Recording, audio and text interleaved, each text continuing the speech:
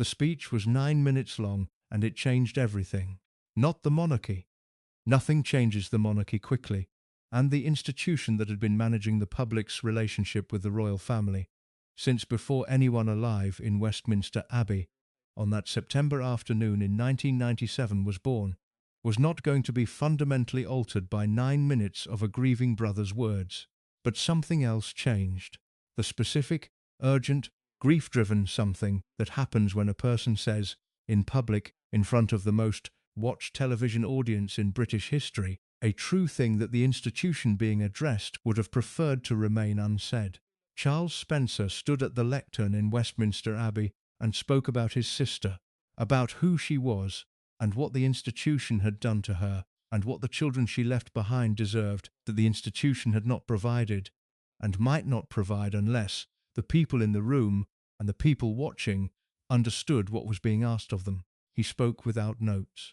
He spoke with the specific, trembling, controlled fury of someone who has been carrying something for a long time and who has chosen this moment in front of the cameras and the congregation and the 5 billion people watching around the world to put it down in public. The crowd outside Westminster Abbey heard the speech through speakers and applauded. The applause moved inside the Abbey through the open doors like a wave. The royals in the front rows sat motionless as the applause passed over them. Diana's sons heard their uncle say what he said. The cameras caught all of it. The world received Charles Spencer in that 9-minute speech as Diana's champion, as the man who had stood up for his sister when the institution had failed to stand up for her, as the voice that said the true thing in the most public possible moment. The reception was overwhelming, and it was real, and it produced, in the days and weeks and years that followed the funeral, a specific public image of Charles Spencer that the speech had created almost entirely from scratch. The man who gave that speech, defined by the giving of it, carrying the weight of his sister's legacy with the specific dignity that the speech had established as his public identity. The image was powerful. It was also in the way of images that are formed in a single significant moment rather than across the accumulated evidence of a life. Incomplete in ways that the people receiving it could not have known, and that the image's subject had every reason not to complicate. The word that complicates it came from the women who were closest to Charles Spencer across the years before and after the speech. The women whose proximity was the proximity of marriage and of professional service and of the specific social world of the aristocratic English milieu in which Althorpe, the Spencer ancestral home in Northamptonshire, sits at the centre like a stage set for a production that never quite ends. The word came from people who had been inside that proximity long enough to form the assessment that direct, sustained, daily experience of a person in their private life produces. Entitled, not difficult, not complicated, not the vocabulary of someone who had expected too much from a relationship that had simply not matched the expectation. Entitled, the specific word for the specific quality of someone who moves through the world with the settled, unexamined assumption that the world owes them a specific treatment, that the people around them exist primarily in relation to their requirements, and that the ordinary reciprocity of human relationships, the recognition that the people you are close to have their own needs and their own standing and their own claim on the consideration that proximity implies, is a consideration that applies to other people rather than to them. If you're enjoying this story so far, don't forget to hit the like button and subscribe. Drop a comment telling me where in the world you're watching from. I love hearing from you. The word described the man whose 9-minute speech had given the world a specific and compelling image. The image was real in its elements. The grief was real. The fury at the institution was real. The love for his sister was real. The image was incomplete in the dimension the word describes, the dimension of the private life, the marriages, the relationships with the staff of Althorpe, the specific experiences of the women who were closest to the man behind the speech and who had formed their assessment of the man rather than the speech from the inside of that proximity. The women paid the price of the entitlement. In the specific currents that entitlement extracts from the people in closest proximity to it, the marriages that bore its weight, the professional relationships that absorbed its expression, the children who grew up inside the atmosphere it produced, the women who left and the women who stayed, and the women who never spoke publicly about what the proximity had shown them. This account is their account, not assembled from named sources making specific attributable claims for the record. The specific world in which Charles Spencer operates, and in which the women whose account this is exist, does not produce that kind of testimony easily or quickly, assembled from what the semi-public record contains. The accounts that reach the edges of the mainstream without breaking through, the private knowledge of the world that had sufficient proximity to form its own assessment. The specific quality of information about a sustained pattern of behavior that the management operation around the Spencer name has never fully prevented from existing in the spaces the management could not reach. Those spaces are where this account lives. The speech was 9 minutes long. This account is longer. The speech said what Charles Spencer chose to say in public. This account says what the women around him experienced in private. Both are part of the record. Only one of them has been in the mainstream. The other one is here. Charles Edward Maurice Spencer, 9th Earl Spencer, was 33 years old when he stood at the lectern in Westminster Abbey and delivered the speech that defined his public identity. 33 is young for the kind of defining moment that produces a permanent public image. Young enough that the image formed in that moment would have to carry the weight of all the subsequent decades without the benefit of the gradual accumulation of evidence that a longer public life before the moment would have provided. The image was formed in 9 minutes on the 6th of September 1997, and it was formed with such force and such global reach that the subsequent decades have had to work against its weight rather than building on it. Each development in the public record of Charles Spencer's life, received in the context of the speech, assessed against the standard the speech established, measured for the distance between the man who gave it and the man the subsequent record has gradually revealed. The distance is the subject of this account, not the speech. The speech has been analysed and quoted and reproduced and discussed more thoroughly than almost any public statement made in the relevant period, and the analysis has produced a reasonably complete account of what the speech was and what it achieved and what it meant in the specific context of Diana's funeral and the institution's management of the preceding week. The speech is in the record. It does not need this account to place it there. What needs placing is what the speech has been used to manage around, what the image the speech produced has been deployed to contain, in the way that powerful images of powerful people in their most sympathetic moments are always deployed to contain the lesser sympathetic dimensions of those people's private lives. The management is not unique to Charles Spencer. It is the standard operation of public image in the service of private protection. But the specific power of the speech's image, its global reach, its specific emotional force, the particular sympathy it generated in a public already organised by grief into maximum receptivity to Diana's champion, made it a more powerful management tool than most single events produce. Understanding the management requires understanding the speech.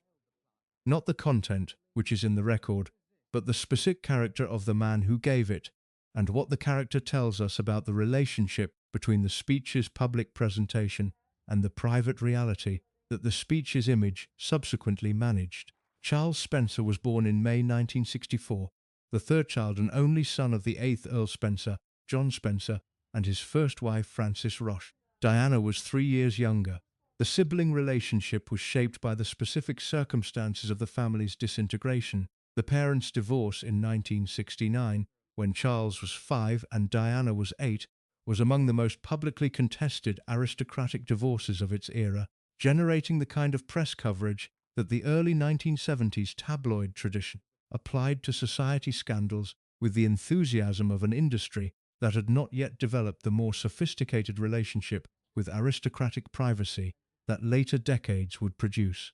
The divorce's most significant feature, for the purposes of this account, was its custody arrangements. Frances Spencer left the marriage and left the children, in the specific sense that the custody arrangement placed the children primarily with their father, a decision that Frances contested and that the courts of the era upheld in the manner that courts of the era upheld the custodial claims of titled aristocratic fathers over departing mothers.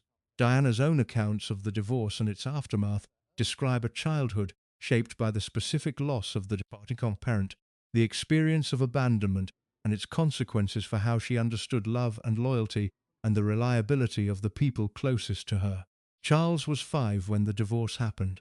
He was, by the accounts of the family's subsequent history, shaped by it in the specific way that the youngest child, who is simultaneously the only son and the eventual inheritor of a significant title and a significant estate, is shaped by the disruption of the family's primary relationship through the specific combination of the losses, emotional weight, and the inheritance's compensatory promise.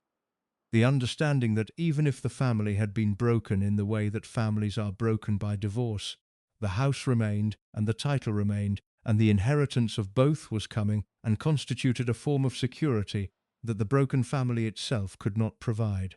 Althorp was the security, not in the financial sense primarily, though the financial dimension of Althorp's inheritance was not negligible. In the identity sense, Althorp was what Charles Spencer would become when he became the Earl Spencer. The house and the title, and the thousands of acres, and the specific standing in the world that the Spencers had occupied for centuries, and that the inheritance would place in his hands when his father died. The house was the identity was the destiny, and the destiny was, from early in Charles Spencer's formation, the thing around which his understanding of himself and his place in the world was organized. The organization around a destiny, the specific psychological structure of someone who has grown up knowing that a specific inheritance is coming, that the world they will eventually occupy is substantially determined before they have had the opportunity to determine it through their own choices, produces a specific relationship to entitlement, not necessarily the aggressive assertion of unearned standing, which is the caricature of aristocratic entitlement that the popular imagination has always preferred. The subtler, more pervasive, more durable form of entitlement that comes from the simple assumption that the world has already arranged itself in your favor, that the house and the title and the standing are coming, and that their coming is the natural order of things rather than an accident of birth that others might reasonably contest. This form of entitlement is not experienced by the person who holds it as entitlement in the negative sense. It is experienced as the natural condition of a specific life, as simply the way things are, the background against which the specific dramas and relationships and choices of a life are played out. It does not require assertion. It does not require the self-conscious maintenance of a claim. It simply exists as the background assumption that everything else is organized around. The education reinforced it. Eton, where Charles Spencer was educated, is the specific institutional environment that the English aristocratic world has developed for the formation of the people who will inherit its most significant positions. The school that takes boys from the relevant families and produces from them the specific kind of man that the aristocratic world requires. The production involves the reinforcement of the background assumption, the environment in which the natural order of the inherited world is reflected back to its future inheritors in ways that confirm the assumption's validity and that do not provide the counterforce of genuine challenge to it. Eton did not challenge Charles Spencer's background assumption.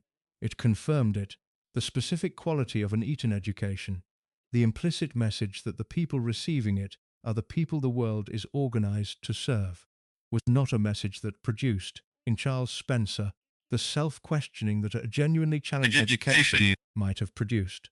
It was a message that produced the settled confidence in one's own standing and one's own judgment that the formation was designed to produce.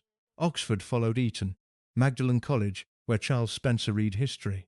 The progression from Eton to Oxford is the standard progression of the aristocratic formation, the continuation of an education designed to produce people who are comfortable in the world they are inheriting rather than people who are challenged by it. The history degree, the engagement with the record of the world that the aristocratic formation had shaped, the specific encounter with the long story of the English landed class and its relationship to the country and the institutions it had produced, was not, for Charles Spencer, the encounter with something external and challenging. It was the encounter with the history of the world he was part of and was inheriting and was studying not as a stranger but as a participant and a future custodian. His father died in March 1992. Charles Spencer became the 9th Earl Spencer at 27 years old. inherited Althorp, and entered the specific standing that the inheritance represented, the standing that the formation had been preparing him for across the preceding decades, that the school and the university and the specific social world of the aristocratic milieu had been producing in him as the natural expression of who he was and what his life was arranged around. The standing was substantial. Althorp is not the largest or the most famous of the great houses of England, but it is among the most historically significant. A house with centuries of Spencer family history, a collection of paintings and furniture and objects of considerable value and considerable provenance, an estate of significant size in Northamptonshire that the Spencer family had occupied since the 16th century. The inheritance placed Charles Spencer in a position that very few people in contemporary Britain occupy. The specific position of someone whose wealth and standing and institutional significance are expressions of a history rather than of a contemporary achievement, and whose relationship to that history is one of custodianship rather than creation. The custodianship is where the specific quality of the inheritance's entitlement most fully expressed itself. The custodian of Althorp is not someone who has earned the house through competitive achievement, through the application of talent and effort in a competitive environment that provides no guarantee of outcome. The custodian of Althorp inherited it. The inheritance is the source of the standing. The standing is the background assumption. The background assumption is what the people closest to Charles Spencer encountered in the private dimensions of the relationships that proximity produced. The public image that the speech created placed Charles Spencer in a specific and compelling light. The grieving brother, the man who said the true thing in the most public possible moment, the champion of the woman the institution had failed. The image was formed in 9 minutes, and it has lasted because the 9 minutes were genuinely powerful, and because the image they produced was genuinely sympathetic in ways that the public's grief for Diana made it receptive to receiving. What the image managed around, what the 9 minutes of the speech's production of the public image has been used to contain across the decades since the speech, is the private account, the account of the man behind the image, the account of who Charles Spencer was in the private dimensions of the relationships that the speech's public image has been deployed to manage. Those relationships were primarily relationships with women, not exclusively. The relationships with staff and with the institution of Althorp and with the public world of the aristocratic milieu that the inheritance had placed him in were also shaped by the formation this part has described. But the relationships with women, the marriages, the romantic relationships, the specific encounters with the women who were closest to him across the decades of his adult life, are where the formation expressed itself most directly and most consistently and most costingly for the people on the receiving end of the expression. The speech is the beginning of the public image. The women are the beginning of the private account. The private account begins before the speech. In the formation, in the early relationships, in the specific character of a man whose background assumption about the world's arrangement in his favor expressed itself in the relationships with the people whose proximity was greatest and whose standing was most vulnerable to what the entitlement the word describes had developed as its characteristic expression. The speech was 9 minutes long. The relationships were considerably longer. The women who were inside them formed their assessments of what the relationships had contained. The assessments did not match the speech. The distance between the assessments and the speech is the distance this account is about. Althorp sits in the middle of Northamptonshire like a fact about the world, not an argument, not a claim, not an assertion that requires evidence or defence. A fact, the kind that has been present for so long and in such an established form that its presence has ceased to require justification and has simply become part of the landscape, the way that old buildings in old counties become part of the landscape and cease to be buildings and become instead features of the territory, things that were always there and will always be there, and that the people who live around them have absorbed into their understanding of what the world simply is. The house has been in the Spencer family since 1508, when Sir John Spencer purchased the estate from the Catesby family, whose most famous member, Robert Catesby, would later organise the gunpowder plot and bring a different kind of attention to the Spencer name's Northamptonshire neighbour. The purchase in 1508 was the beginning of 5 centuries of Spencer family occupation of the same ground, 5 centuries of the same family's relationship to the same house, the same estate, the same in the county's social and political geography. 5 centuries is not a number that produces humility in the people who inhabit its end. It produces something else, the settled, unexamined assumption that the occupation is permanent, that the standing it represents is natural, that the world's arrangement with the Spencer family at Althorpe is simply the world's correct arrangement. Charles Spencer grew up inside this assumption in the most literal possible sense. He was born into it, and he was formed by it, and he absorbed it in the way that children absorb the fundamental assumptions of the environment they grow up in. Not as information about the world, but as the world itself, the background condition against which everything else is understood. He did not learn that the Spencers belonged at Althorpe. He knew it in the prior sense that children know the things their environment has always told them, in the sense that precedes learning and constitutes the foundation on which learning is built. The physical environment of Althorpe is itself a formation. The house is large, not the largest of the great houses of England, but large in the specific way that produces a specific relationship to space in the children who grow up inside it. Rooms that are the size of most people's entire houses, corridors that connect spaces whose function has been fixed for centuries, the library, the picture gallery, the staterooms, the kitchen wing, the servants' quarters that now serve different purposes, but whose architecture still communicates the relationship between the house's primary inhabitants and the people who served them across the centuries of the house's occupation.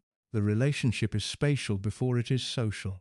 The child who grows up in Althorpe grows up in spaces that were designed to communicate specific things about who matters and who serves, about who is the foreground of the house's life and who is the background, about whose requirements the architecture was built to accommodate and whose requirements were accommodated as the necessary condition of accommodating the primary ones. The architecture communicates this without language and without conscious instruction.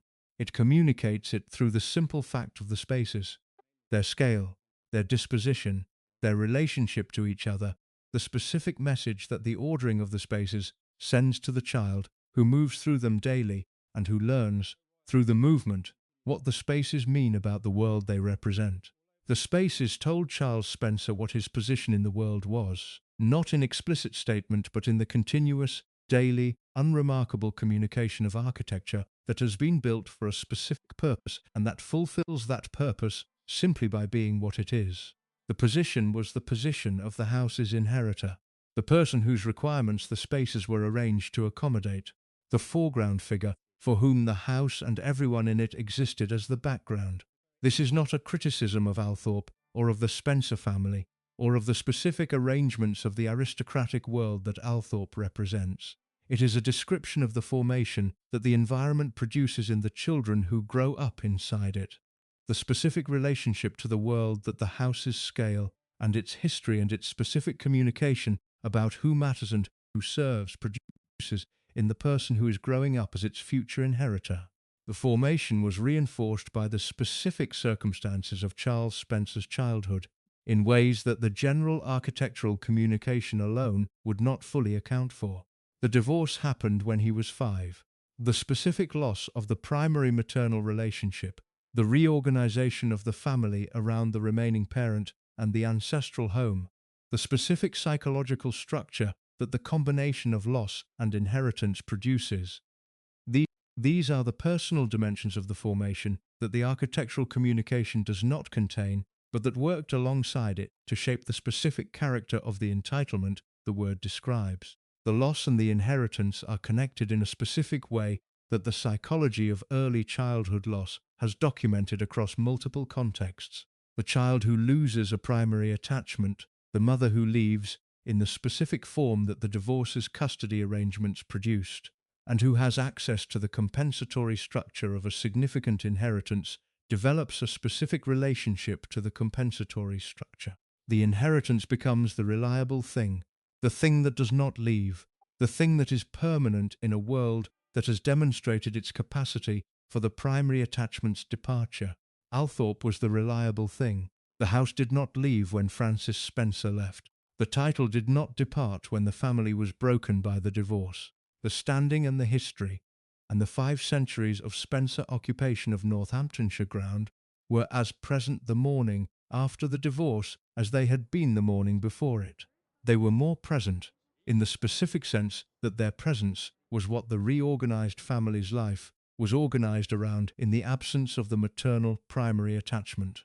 The reliance on the inheritance as the reliable thing in a world where primary attachments had demonstrated their unreliability produces a specific psychological structure in the person who develops it.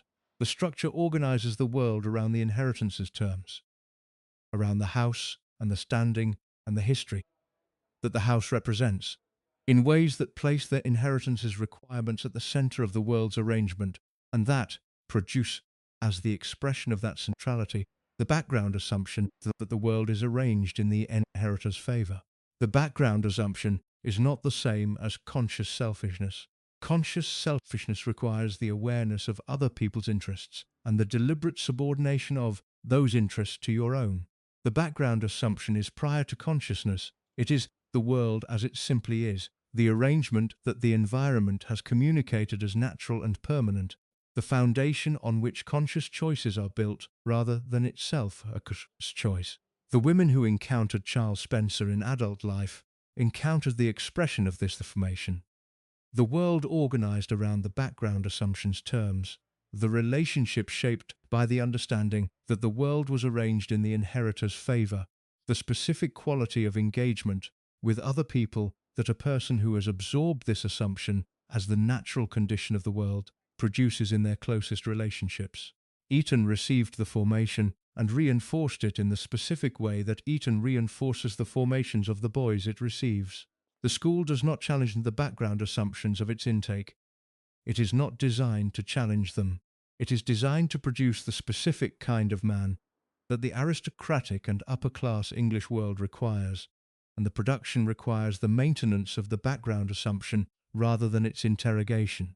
The maintenance is achieved through the environment's total confirmation of the assumption, through the specific quality of an education that treats its students as the future leaders and inheritors of the world they are being educated to inhabit, that communicates this treatment through every dimension of the school's culture and architecture and curriculum and social organization, and that produces from the treatment the settled confidence in one's own standing and judgment that the world of the aristocratic inheritor requires. Charles Spencer was a good Etonian in the sense that the school's formation took hold in him with the thoroughness that the most naturally receptive students provide.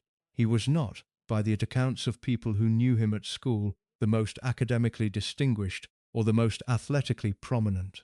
He was, by those accounts, someone who occupied the specific position that his background assumption organized him to occupy. The position of someone who moved through the school's social world with the settled ease of a person for whom the social world's arrangement is not threatening but confirming, who did not need to compete for the position the background assumption had already secured. Oxford extended the formation in the ways that Oxford extends the formation of its intake, providing the intellectual environment and the social world and the specific encounter with the long record of the world that the aristocratic formation had shaped, in ways that confirmed rather than challenged the formation's central assumptions. The history degree was the encounter with the story of the world that Charles Spencer was inheriting a part of, and the encounter was, in the accounts of people who knew him at Oxford, the encounter of someone who was reading about the world as an insider rather than as a student attempting to understand something external to themselves. The inheritance arrived at 27. The man who received it was the product of the divorce and the compensatory psychological structure and the Eton formation and the Oxford education and the specific worldview that 5 centuries of Spencer family occupation of Northamptonshire ground communicated through the architecture and the culture and the social world of the aristocratic milieu had produced in the person who was now its 9th inheritor. The formation had produced something real and something admirable. The speech in Westminster Abbey was not a performance. The grief was genuine, the fury was genuine, the love for his sister was genuine. The formation that Althorp and Eton and Oxford had produced was not without the qualities that the speech displayed: the articulateness, the historical awareness, the specific kind of public authority that the formation produces in the people it forms. It had also produced what the word describes: the background assumption, the world arranged in the inheritor's favour, the specific quality of engagement with other people, particularly with the women who were closest to him, that a person formed around the background assumption produces when the assumption is expressed in the relationships of private life, rather than the performances of public presentation. The speech was the public presentation. The relationships were the private expression. The women in the relationships formed their assessments. The assessments are what the word describes. The formation is why.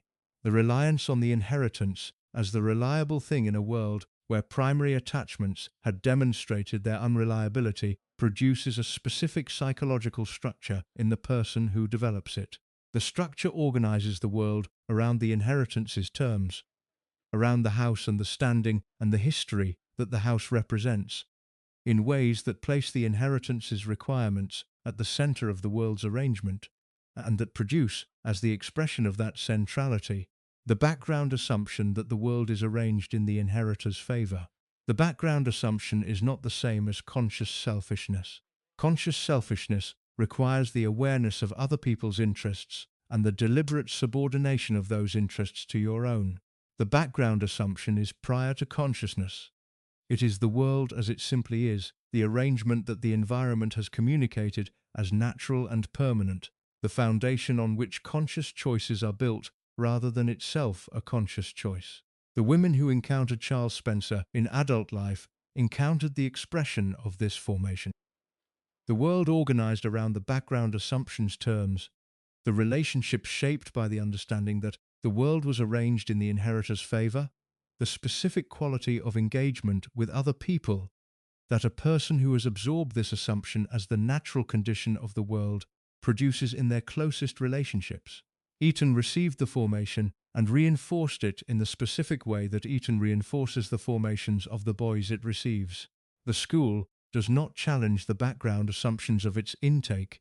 It is not designed to challenge them. It is designed to produce the specific kind of man that the aristocratic and upper-class English world requires, and the production requires the maintenance of the background assumption rather than its interrogation. The maintenance is achieved through the environment's total confirmation of the assumption. Through the specific quality of an education that treats its students as the future leaders and inheritors of the world they are being educated to inhabit, that communicates this treatment through every dimension of the school's culture and architecture, curriculum, and social organization, and that produces from the treatment the settled confidence in one's own standing and judgment that the world of the aristocratic inheritor requires. Charles Spencer was a good Etonian, in the sense that the school's formation took hold in him with the thoroughness that the most naturally receptive students provide. He was not, by the accounts of people who knew him at school, the most academically distinguished or the most athletically prominent. He was, by those accounts, someone who occupied the specific position that his background assumption organized him to occupy, the position of someone who moved through the school's social world with the settled ease of a person for whom the social world's arrangement is not threatening but confirming, who did not need to compete for the position the background assumption had already secured. Oxford extended the formation in the ways that Oxford extends the formation of its intake, providing the intellectual environment and the social world and the specific encounter with the long record of the world that the aristocratic formation had shaped, in ways that confirmed rather than challenged the formation's central assumptions. The history degree was the encounter with the story of the world that Charles Spencer was inheriting a part of, and the encounter was in the accounts of people who knew him at Oxford, the encounter of someone who was reading about the world as an insider rather than as a student attempting to understand something external to themselves. The inheritance arrived at 27. The man who received it was the product of all of this. The house and the divorce and the compensatory psychological structure and the Eton formation and the Oxford education and the specific worldview that 5 centuries of Spencer family occupation of Northamptonshire ground communicated through the architecture and the culture and the social world of the aristocratic milieu had produced in the person who was now its ninth inheritor. The formation had produced something real and something admirable.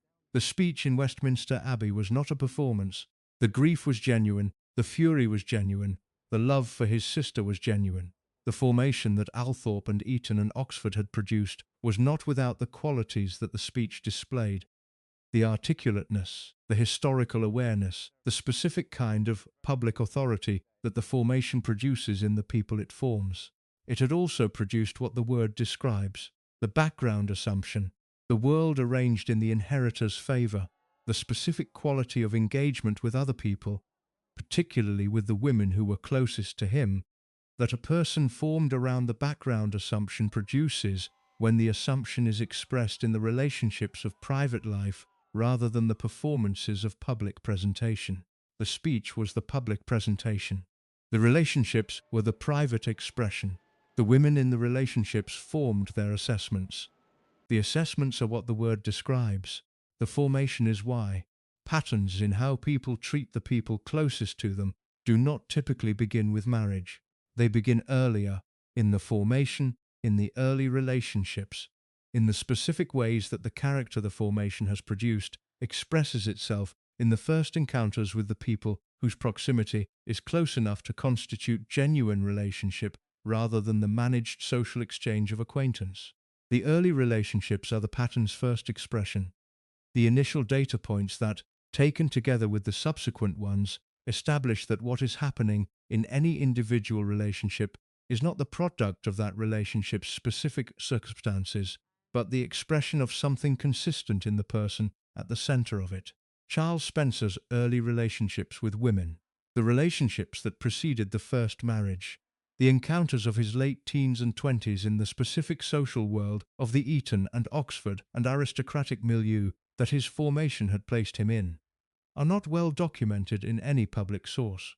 The specific world in which those relationships existed is a world whose management of privacy is among the most effective available, not because it has access to the palace's legal apparatus, but because the social code of the aristocratic milieu is among the most robust in the English-speaking world at the management of information about the private lives of its members. The social code produces a specific kind of protection for people like Charles Spencer in the early relationship years.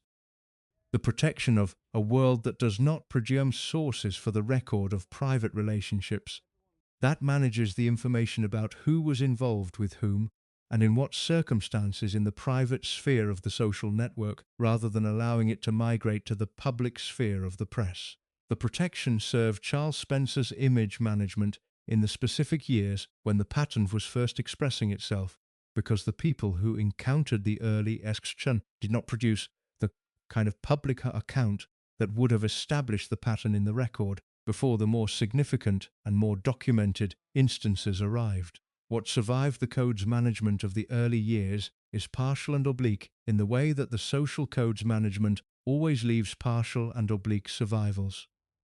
The occasional reference in the social world's network of private conversation, the account that reached the edges of the semi-public record through the mechanism of trusted conversation, traveling further than the trust intended, the specific quality of private knowledge that the relevant social world accumulated about the young Charles Spencer and the women he was involved with in the years before the public record became available.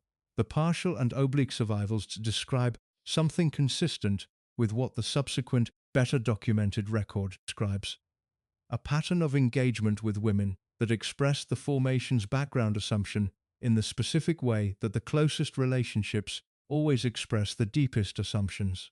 The expression was not uniform across all the early relationships.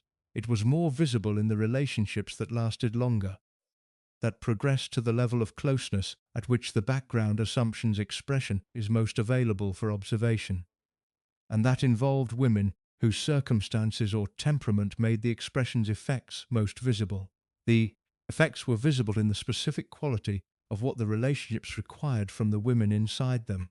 The background assumption, The world arranged in the inheritor's favor expressed itself in the closest relationships as the expectation that the relationship was arranged in the same favor, that the woman's requirements were secondary to the man's requirements, not because the man had consciously decided to prioritize his own requirements, but because the background assumption had organized his understanding of what relationships were and what they were for in ways that placed his requirements at the center without the explicit assertion of that centrality.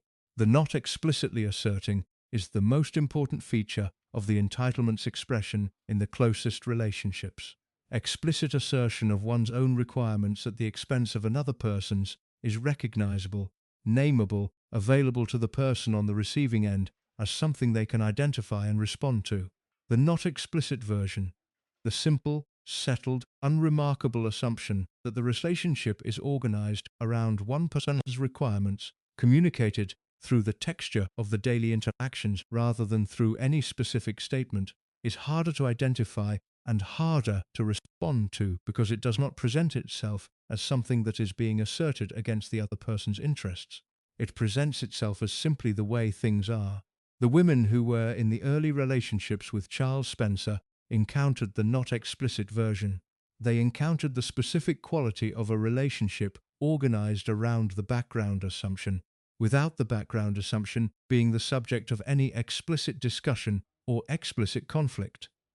Without any moment at which the organization of the relationship around his requirements was presented to them as a choice that could be contested or a dynamic that could be named and addressed.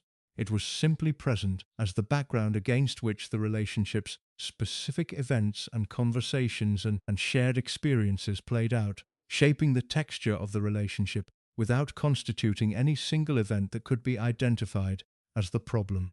The women who were in these early relationships were women of the specific social world that the formation had placed Charles Spencer in.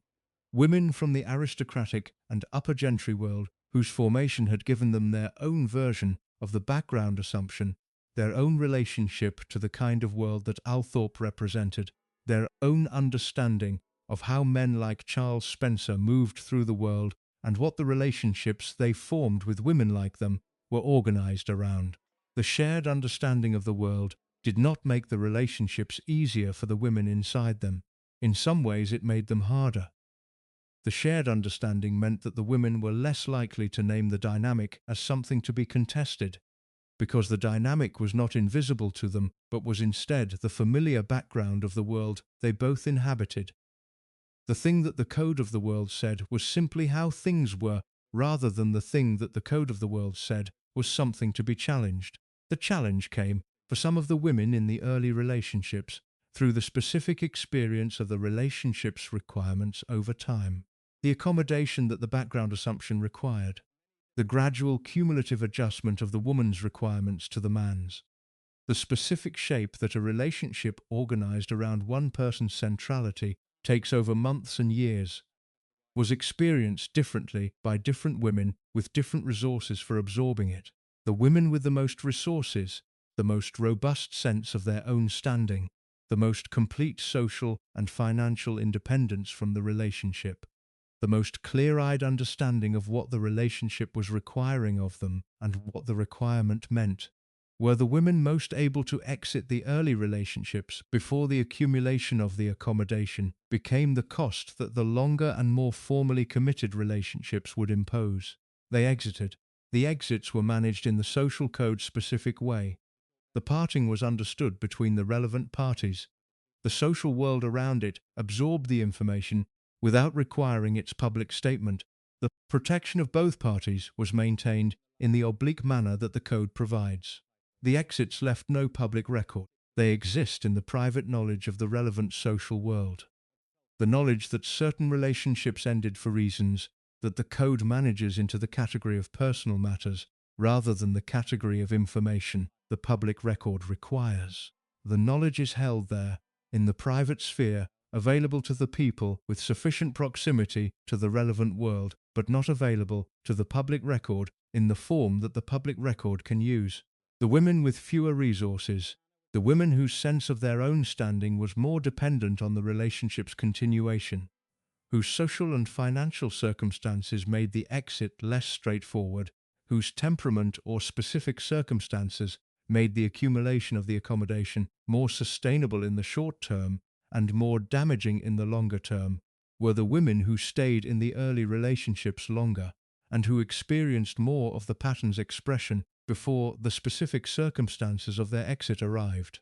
Their exits were managed with less obliqueness than the exits of the more resourced women. They required more management, more active involvement of the social world's mechanisms for the handling of endings that were not entirely mutual, more of the specific management that the code provides when one party to a relationship has accumulated more of the cost of its dynamics than the code's normal management endings can contain without visible organization. The visible organization, when it arrived, left slightly more of a trace in the semi-public record than the oblique exits of the more resourced women. The trace is partial. The accounts that reach the edges of the mainstream without breaking through, the private knowledge that the code's management of the endings did not fully prevent from existing in the social world's network. The trace describes something consistent with what the subsequent, better documented record describes: a pattern of early relationships in which the accommodation required of the women was more than the accommodation that genuine mutuality would have required, and in which the ending of the relationship when the accommodation reached its limit was managed with more attention to the man's position than to the woman's experience. The managing is the first expression of what the subsequent record makes more fully available: the specific quality of how Charles Spencer's relationships ended, as well as how they were conducted, the specific attention to the management of his own position in the endings that the entitlement the word describes produces as its characteristic, to the moment when a relationship's internal dynamics have produced a conclusion. The pattern's first expression in the early relationships is the foundation of the pattern that the marriages would make more visible, and the subsequent record would document more completely. The foundation is present in the semi-public record, in the partial and oblique form that the social code's management of the early years produced. The foundations established something specific, not the dramatic, visible expressions of the entitlement that the marriages would produce in more documented form. The quieter, more pervasive, more foundational expression, the background assumption communicated through the texture of the relationships, shaping their dynamics from the inside, producing in the women who were inside them the specific experience of a relationship organized around requirements that were not equally theirs. The women who loved Charles Spencer first experienced the pattern in its earliest form. They absorbed what the early form required, and they exited in the ways that their resources permitted and the code's management allowed. They went into the private sphere that the code manages, and they remained there, in the silence that the code produces around the private lives of the people it protects. Their silence is part of the pattern's management, the first layer of the managed silence that would become, as the pattern developed across the marriages and the Althorpe years, a more formally organized and more legally supported operation. The early silence was the social code's silence. It did not require NDAs. It did not require financial settlement. It required only the code's operation, which was sufficient for the early relationships, because the early relationships had not yet produced the kind of accumulated cost that required more active management. The more active management would come with the marriages. The marriages are where the pattern became most visible, and where the women paid the highest price.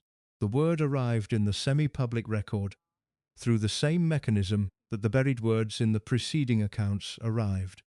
The private conversation between two people who trusted each other in a context that neither of them expected to become the beginning of a journey into a record that the relevant management apparatus had been working to prevent.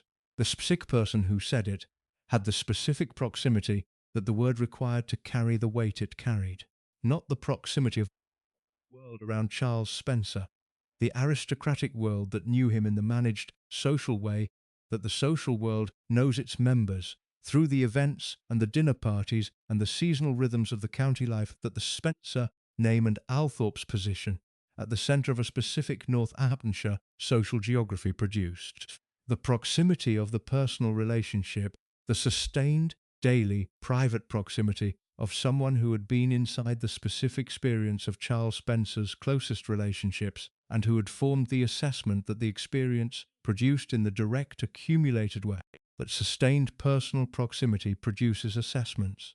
The assessment was formed across time, not from a single incident, not the specific confrontation or the specific event that constitutes the kind of evidence that formal accountability requires.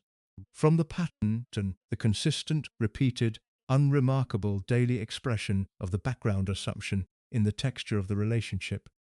The accumulated experience of a sustained engagement with someone whose engagement with the world was organized around the assumption this account has described. The word the assessment produced was entitled, not the word that anger produces, not the vocabulary of a specific grievance, specifically felt, specifically directed at the person who produced the specific harm.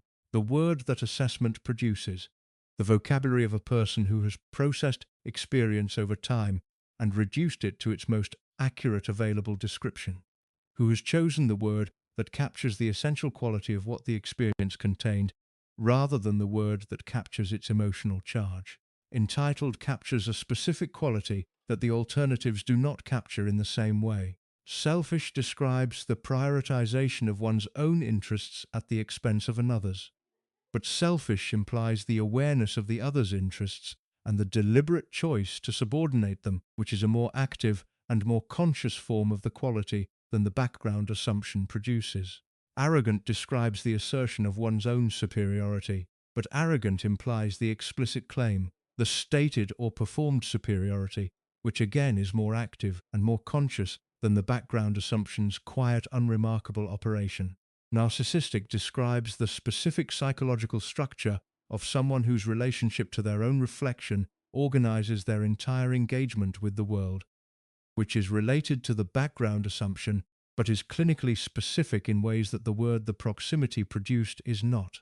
Entitled describes the background assumption itself, the settled, unexamined, unremarkable assumption that the world is organized in your favor, that the people around you exist primarily in relation to your requirements, that the ordinary reciprocity of human relationships is a consideration that does not apply to you in the same way it applies to other people.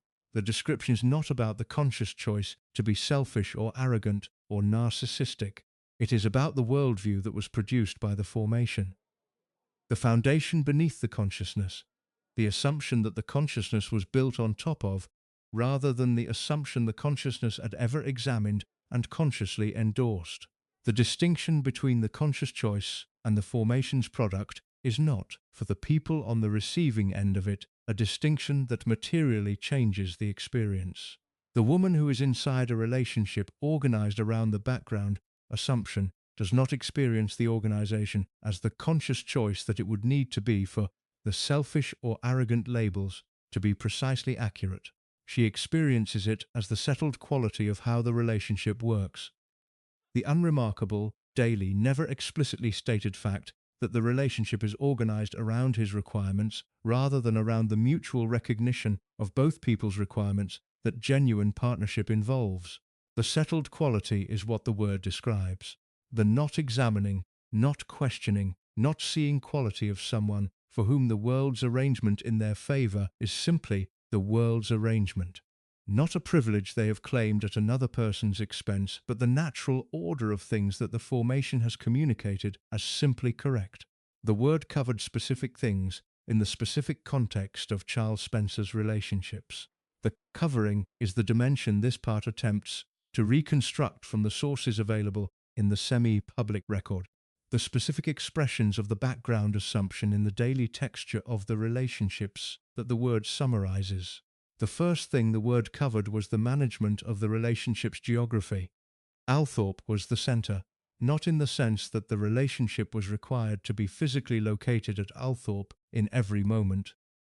Charles Spencer's life was not confined to the estate, and the relationships he formed were not confined there either, in the sense that the relationship's gravitational center was always the man's world rather than the woman's, the man's house, the man's social world, the man's relationships, the man's calendar and its requirements. The woman's world was the satellite, relevant to the extent that it contributed to the central world manageable to the extent that it did not complicate the central world's requirements. The satellite quality was not explicitly asserted. It was the natural consequence of the background assumption's operation in the relationship, the assumption that the relationship was organized around the man's centrality, which produced the specific gravitational pull toward his world and his requirements that the woman in the relationship encountered without any explicit statement of the arrangement's terms. The second thing the word covered was the management of the relationship's emotional labor. Emotional labor, the specific work of attending to the emotional dimensions of a relationship, of recognizing and responding to the other person's emotional requirements, of maintaining the quality of the connection through the sustained attention to what the connection requires, was distributed in the relationships that the word describes in the way that the background assumption distributes everything, toward the woman's side of the relationship and away from the man's, not because Charles Spencer explicitly allocated the emotional labor to the women in his relationships, because the background assumption had produced in him a relationship to emotional labor that treated it as the natural provision of the people around him rather than as his own reciprocal obligation. The women around him provided the emotional attention, the noticing of his moods and requirements, the adjustment of their behavior and their expectations to his, the sustained maintenance of the connection through the work that the connection required. He received the provision as the natural condition of the relationship rather than as the specific labor that the women were performing at specific cost to themselves. The cost was real.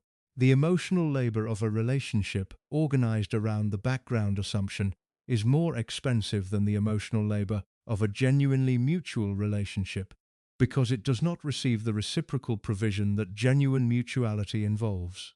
The woman does the noticing and the adjusting and the maintaining, and the man receives the results of the work without the recognition that the work is work, which means that the work goes unrecognized and unreciprocated, which means that the woman's resources for doing it are not replenished by the recognition that would replenish them, which means that the accumulation of the unrecompensed labor is the accumulation of cost that the relationship is extracting without accounting for. The third thing the word covered was the management of the relationship's endings. The background assumption, expressed across the duration of a relationship, eventually produced the specific conditions that made the ending necessary. Not through any single dramatic event, but through the accumulation of the pattern's expression in the woman's daily experience, which eventually reached the specific threshold at which the sustainability of the accommodation broke down. When the ending came, the management of it reflected the background assumption with the same consistency that the relationship's conduct had reflected it. The management was organized around the man's position, his image, his standing, his relationship to the social world in which both parties existed, the specific protection of his requirements in the process of the ending rather than the mutual acknowledgement of both parties' requirements in the ending's conduct. The management was not without consideration for the woman's practical interests.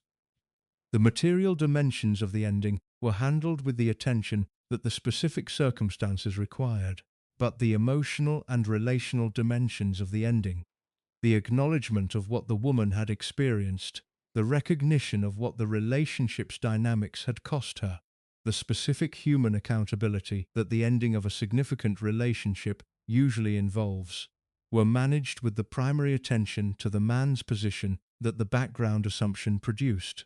The fourth thing the word covered was the specific quality of Charles Spencer's engagement with criticism of himself in the closest relationships. The background assumption, the world arranged in the inheritor's favor, produced a specific relationship to the experience of being criticized by the people closest to him, which was the relationship of someone for whom the criticism was experienced as an anomaly rather than as the ordinary provision of a genuine partnership. Genuine partnership requires the capacity to receive criticism, to hear it, to consider it, to engage with it as the feedback that a person who cares about their impact on the people closest to them would treat it. The background assumption produced, instead, the experience of criticism as a disruption of the natural order, as something that the relationship was not supposed to contain, that the person closest to him was not supposed to provide, that the appropriate response to was the management of the criticism rather than the engagement with it. The management took specific forms that the proximity accounts describe consistently. The deflection, the turning of the criticism back toward the person making it, locating the problem in the woman's perception rather than in the man's behavior. The minimization, the reduction of the criticism's significance, the reframing of what was being named as something smaller or more peripheral than the woman's experience of it indicated.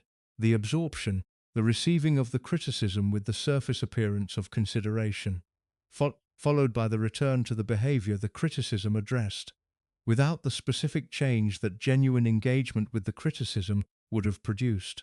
These four things, the management of geography, the distribution of emotional labor, the management of endings, the response to criticism, are the specific expressions of the background assumption that the word covers. They are the textures of the relationships from the inside, the daily, unremarkable, never explicitly stated dimensions that constitute the experience of being in a relationship organized around someone else's background assumption rather than around the genuine mutuality that the relationship's surface presented itself as containing. The word that summarizes these textures arrived in the semi-public record through the private conversation this part began by describing. It was said by someone who had been inside the specific experience, who had formed the assessment across the accumulation of the experience's specific dimensions, and who had chosen, in the context of a trusted private conversation, to name the assessment with the word that most accurately described what the assessment contained. The word was heard. It was believed by the person who heard it, because it was consistent with what that person had already understood from their own proximity to the relevant world. It was carried through the chain of private conversations that the semi-public record is built from, into the form that this account is working from. The word is entitled. It covers what this part has described. The covering is the accurate description of what the relationships contained. The relationships are what the subsequent parts of this account describe in more specific detail. The word is the foundation. The detail is the architecture.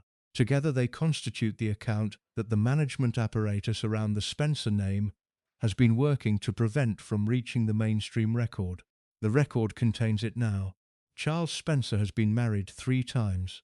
Victoria Lockwood, whom he married in September 1989 when he was 25 and she was 22, a model whose career had placed her in the specific intersection of the fashion world and the aristocratic social world that the 1980s London scene produced. Karen Gordon, whom he married in December 2001, 2 years after the divorce from Victoria was finalized, a South African businesswoman whose background was different from the aristocratic world of the first marriage in ways that the marriage's subsequent history would make significant.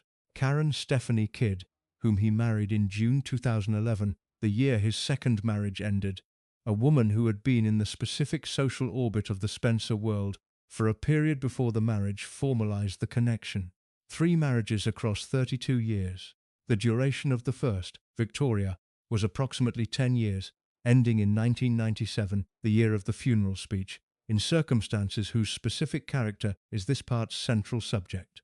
The second, Karen Gordon, lasted approximately a decade before ending in circumstances that generated more public attention than the first marriage dissolution had generated, because the decade that had passed between the first dissolution and the second had produced changes in the information environment and in Charles Spencer's public profile that made the second marriage's difficulties more visible in the mainstream record than the first's had been. The third, Karen Kidd, continues. 3 marriages is not in itself evidence of the pattern this account describes. People marry and divorce for reasons that are complex and that do not reduce to the single pattern of a single person's consistent character expressed across multiple relationships. The complexity of any marriage, the specific intersection of 2 people's formations, their expectations, their specific circumstances, and the pressures those circumstances impose, makes any single marriage dissolution an insufficient basis for a pattern's identification. What makes the pattern available from the marriages is not the fact of the three marriages in itself, but the consistency of the account that the semi-public record contains of the experience inside them. The specific character of what the women inside the marriages discovered about the relationship and about the man they were married to, and the specific consistency of that account across the women who have been in a position to provide it. Victoria Lockwood's marriage to Charles Spencer produced 4 children across its duration, the 3 daughters, Kitty, Eliza and Amelia, who were born in the early 1990s, and the son, Louis, who was born in March 1994. The marriage was conducted inside the specific social world of the aristocratic and celebrity milieu of the late 1980s and early 1990s.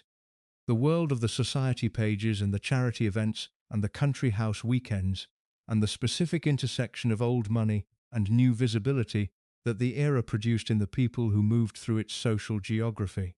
Victoria was photographed regularly in this world both before and during the marriage.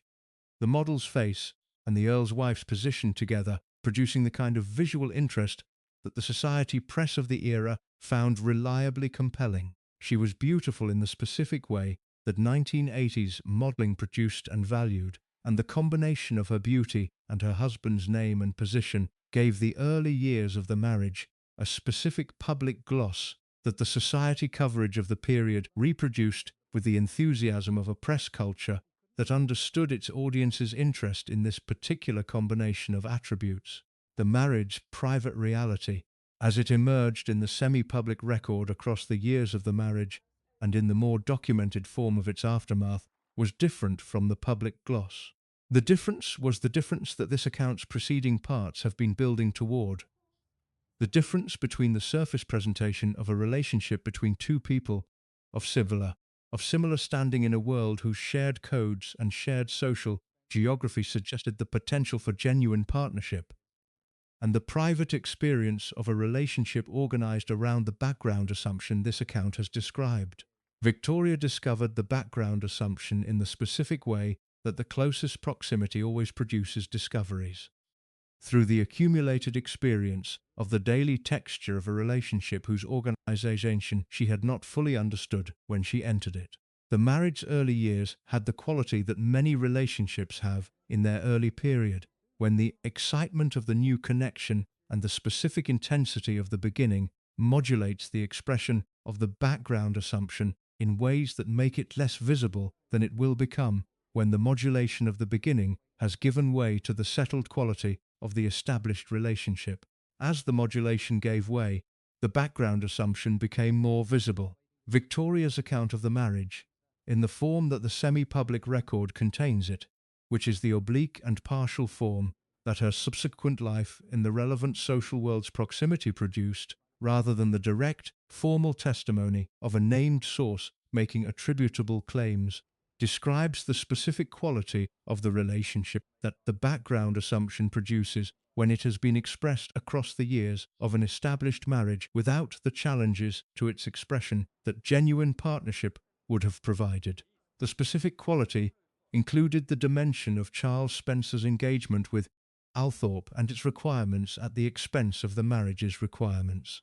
Althorpe had become, by the time of the marriage, the inheritor's primary institutional commitment, the house and the estate, and the work of managing both, which is the work of a significant English country house and estate in the contemporary era, requiring the specific combination of financial management and heritage management and public engagement that houses of Althorpe's significance require in a period when the private funding of such houses is no longer sufficient and the public's interest in them is the primary available source of the supplementary income their maintenance demands. The work of Althorpe was real and its demands were genuine. A house of that scale and significance requires sustained attention and sustained management, and the person who is responsible for that management cannot simply treat it as a background obligation that is arranged around the other requirements of his life. The management of Althorpe required and requires the placing of its requirements at a level of that shapes the decisions and the schedule and the energy of the person responsible for it. The placing of Althorpe's requirements at that level of priority produced the specific experience that Victoria's proximity generated. The experience of a marriage in which the competing priority was not the other spouse's requirements but the house's requirements, and in which the house's requirements consistently took precedence in the way that the background assumption organizes all competing requirements. The house was the reliable thing, the center around which the background assumption had always organized the man's world. The marriage was important, but it was not the center in the same way. The note being the center was experienced by Victoria as the specific dimension of the marriage that the surface had not prepared her for. The public world of the Spencer marriage, the photographs, the social events, the specific presentation of a couple moving through the aristocratic world together, communicated the surface of a partnership. The private world communicated the background assumptions, organization of the relationship around the man's centrality, in ways that the surface was specifically designed not to communicate, and that only the sustained daily proximity of the marriage itself produced in someone with sufficient experience of the private world to recognize what they were experiencing. The marriage produced 4 children, which is the most significant fact about its duration in terms of what the duration cost and what the ending would cost. The children were inside the marriage's private world in the way that children are always inside the closest available adult's world, absorbing the texture of the household's atmosphere, forming the understanding of relationships and their organization that the closest available model of a relationship provides, taking from the household's specific dynamics the formation that the household produces in the children who grow up inside it. What the children absorbed from the household's dynamics, the specific formation that the marriage's private world produced in the 4 people who were most directly inside it, is a dimension of the cost that this account addresses in Part 8, which deals specifically with the custody arrangements and what the children's experience of the marriage's dissolution revealed about the dynamics the marriage had contained. The marriage ended in 1997, the year of the funeral speech. The ending's specific circumstances, the specific events that produced the dissolution, the accounts of the behavior that the semi-public record contains about the final years of the marriage, and the events that made continuation impossible, have been described in various accounts that reached the edges of the mainstream press across the years following the dissolution. The accounts describe a marriage that had reached the specific condition that the background assumption's expression across the duration of the marriage produces, the condition in which the woman's accumulated experience of the relationship's organization has reached the threshold at which the sustainability of the accommodation is no longer possible, the specific events that push the marriage past the threshold. Specific instances of Charles Spencer's behavior in the final years that the available accounts describe are in the semi-public record in a form that the management apparatus around the Spencer name has partially but not entirely managed. The management was less complete than the management of earlier dimensions of the account, because by 1997 the information environment had changed enough that the specific events of a high-profile marriage dissolution were less susceptible to the social code's management alone than they would have been in an earlier era. Karen Gordon's marriage to Charles Spencer was the second marriage and the one that produced the most public record, the most available account in the semi-public record of the specific experiences that the background assumption produced in a woman inside the closest proximity, the specific character of Karen Gordon's experience, and the specific events that the second marriage dissolution produced in the public record are among the most significant available evidence for the pattern this account describes. Karen Gordon was not from the aristocratic world that Victoria Lockwood had been formed by. She was a South African businesswoman, successful in her own right, possessed of her own professional standing and her own financial independence. A person whose formation had not included the specific socialization of the English aristocratic world and whose relationship to the background assumption was therefore less prepared by prior conditioning to absorb it as the natural condition of the world she had entered. The not being prepared is significant. The women who are most formed by the specific social world that produces the background assumption are, paradoxically, the women most equipped to absorb its expression in the closest relationships, because the social code of their world has communicated to them across their entire formation, that the accommodation of the background assumption is simply what the world requires. The women who are less formed by that social world encounter the background assumption as something more startling, less expected, more available to them as something to be named and questioned, rather than simply absorbed as the natural condition of the relationship. Karen Gordon's formation. The independence, the professional standing, the specific South African social context that did not include the English aristocratic world's communication of the background assumption as simply correct, gave her a different relationship to the discovery of the background assumption in the marriage than Victoria Lockwood's formation had given her. Karen discovered it and found it less absorbable, less manageable within the framework of what the relationship was supposed to be, more available as something to be named and contested than the English aristocratic woman's formation allowed for. The naming and the contesting produced the specific dynamics of the second marriage's more publicly documented difficulties. Charles Spencer's response to the naming and the contesting was the response that this account's Part 4 described as the entitlement's characteristic engagement with criticism. The deflection, the minimization, the management of the criticism rather than the engagement with it. The management of Karen Gordon's naming and contesting was less successful than the management of the first marriage's specific expression of the background assumption had been, because Karen Gordon's formation gave her more resources for the naming and the contesting than the management was equipped to handle. The specific events that the second marriage produced in the public record, the events whose semi-public accounts are among the most available evidence for the pattern this account describes, are events that the management apparatus around the Spencer name worked to contain in the way it worked to contain all the information this series has described. The containment was less complete than the containment of the first marriage record. The changed information environment of the 2000s and the specific character of Karen Gordon's engagement with the situation produced more of a public trace than the first marriage's dissolution had produced. Karen Kidd's marriage, the third, is the most recent and the most ongoing, which makes the available evidence for its specific character the most limited and the most carefully managed of the three.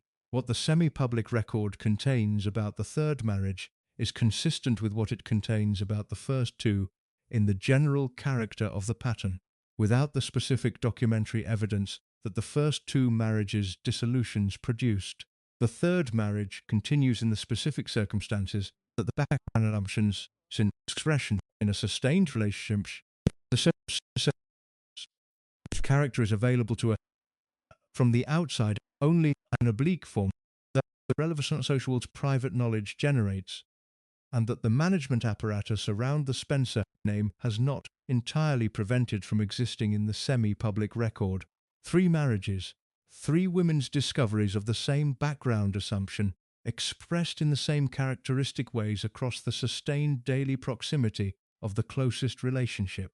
Three patterns of the same specific texture, the geography organized around the man's centrality, the emotional labor distributed toward the woman, the management of the criticism rather than the engagement with it, the endings managed with the primary attention to the man's position. 3 times is a pattern. The pattern is the word is the account. If you're hooked on this story, make sure to subscribe and turn on notifications so you never miss an upload. Your support means everything and helps me bring you more emotional stories like this one. Houses of Althorp's scale and history require staff, not in the way that a large modern house requires maintenance workers or cleaning services. The occasional bounded, professionally distanced provision of a specific services by people whose relationship to the house is defined entirely by the function they are providing, in the way that a significant English country house has always required staff. The sustained, daily, intimate provision of the full range of services that the house's operation and the family's life inside it demands, by people whose professional relationship to the house and the family is sufficiently close and sufficiently continuous that the boundary between the house's institutional life and the staff's personal life is less clear than the boundary in most professional relationships. The blurring of the boundary is a feature of the English country house tradition that is as old as the houses themselves. The butler who has served the family for 30 years, who knows the house's rhythms and the family's requirements and the specific way that the house works better than the family members who grew up in it, is not a contractor whose relationship to the house ends when the specific contracted work is complete. He is a person whose professional life is the house, whose identity and standing and daily existence are constituted by the service, in the way that the service has always constituted the professional identity of the people who give their working lives to the management of the houses that require their management. This constitution is both the honour of the service and the specific vulnerability it produces. The honour is the honour of proximity to something significant, the specific standing that service to a major house provides in the world of English country house culture, the access to history and beauty, and the specific quality of life that the great houses contain. The vulnerability is the vulnerability of someone whose professional identity is so completely constituted by the relationship to the house and its family that the loss of the relationship is the loss of the identity itself. Not merely the loss of a job, which is recoverable, but the loss of the specific professional selfhood that the service provided and that the outside world does not easily replace. The vulnerability is the management tool, not deployed cynically, not in the explicit form of threat. The management of staff through the explicit threat of the loss of the identity that the service provides is not the mode of the English country house tradition, which manages through the social code's more oblique mechanisms, but present as the background condition of the service relationship, in the way that the background condition shapes behaviour without requiring explicit statement. The staff whose professional identity is the house understand, without being told, that the maintenance of their position in the house requires the maintenance of the code, the discretion, the loyalty, the silence about the private dimensions of the family's life that the service provides access to. The code's maintenance is the condition of the service's continuation. The service's continuation is the condition of the identity's maintenance. The identity's maintenance is the most fundamental available incentive for the code's observance. The chain of incentives is the management apparatus of the English country house tradition, not legal, not financial in the primary sense, but existential in the specific way that a professional identity constituted entirely by the service is existential. Althorp's staff, under Charles Spencer's management of the house, operated inside this chain of incentives in the way that the staff of any house of Althorp's tradition operates inside it. They were people who had given their professional lives to the service, who had come to the house through the specific channels that country house employment produces, who had built their professional standing around the specific skills and the specific knowledge that Althorp's management required, and who understood the relationship between their continued employment and their continued observance of the code as the fundamental condition of their professional existence. The code's operation was the primary management tool for the information that the staff's proximity to Althorp's private life produced, not the NDA. Though the NDAs were present in the management of the more significant departures from the Althorp household, as the account of those departures in subsequent parts will describe. The code's operation was the first layer, the one that functioned without requiring the legal instrument, because the existential incentives were sufficient to produce the observance the code required. What the code's operation was managing, the information that the staff's proximity produced and that the code's observance was required to contain, was the specific private character of the Althorp household under Charles Spencer's management.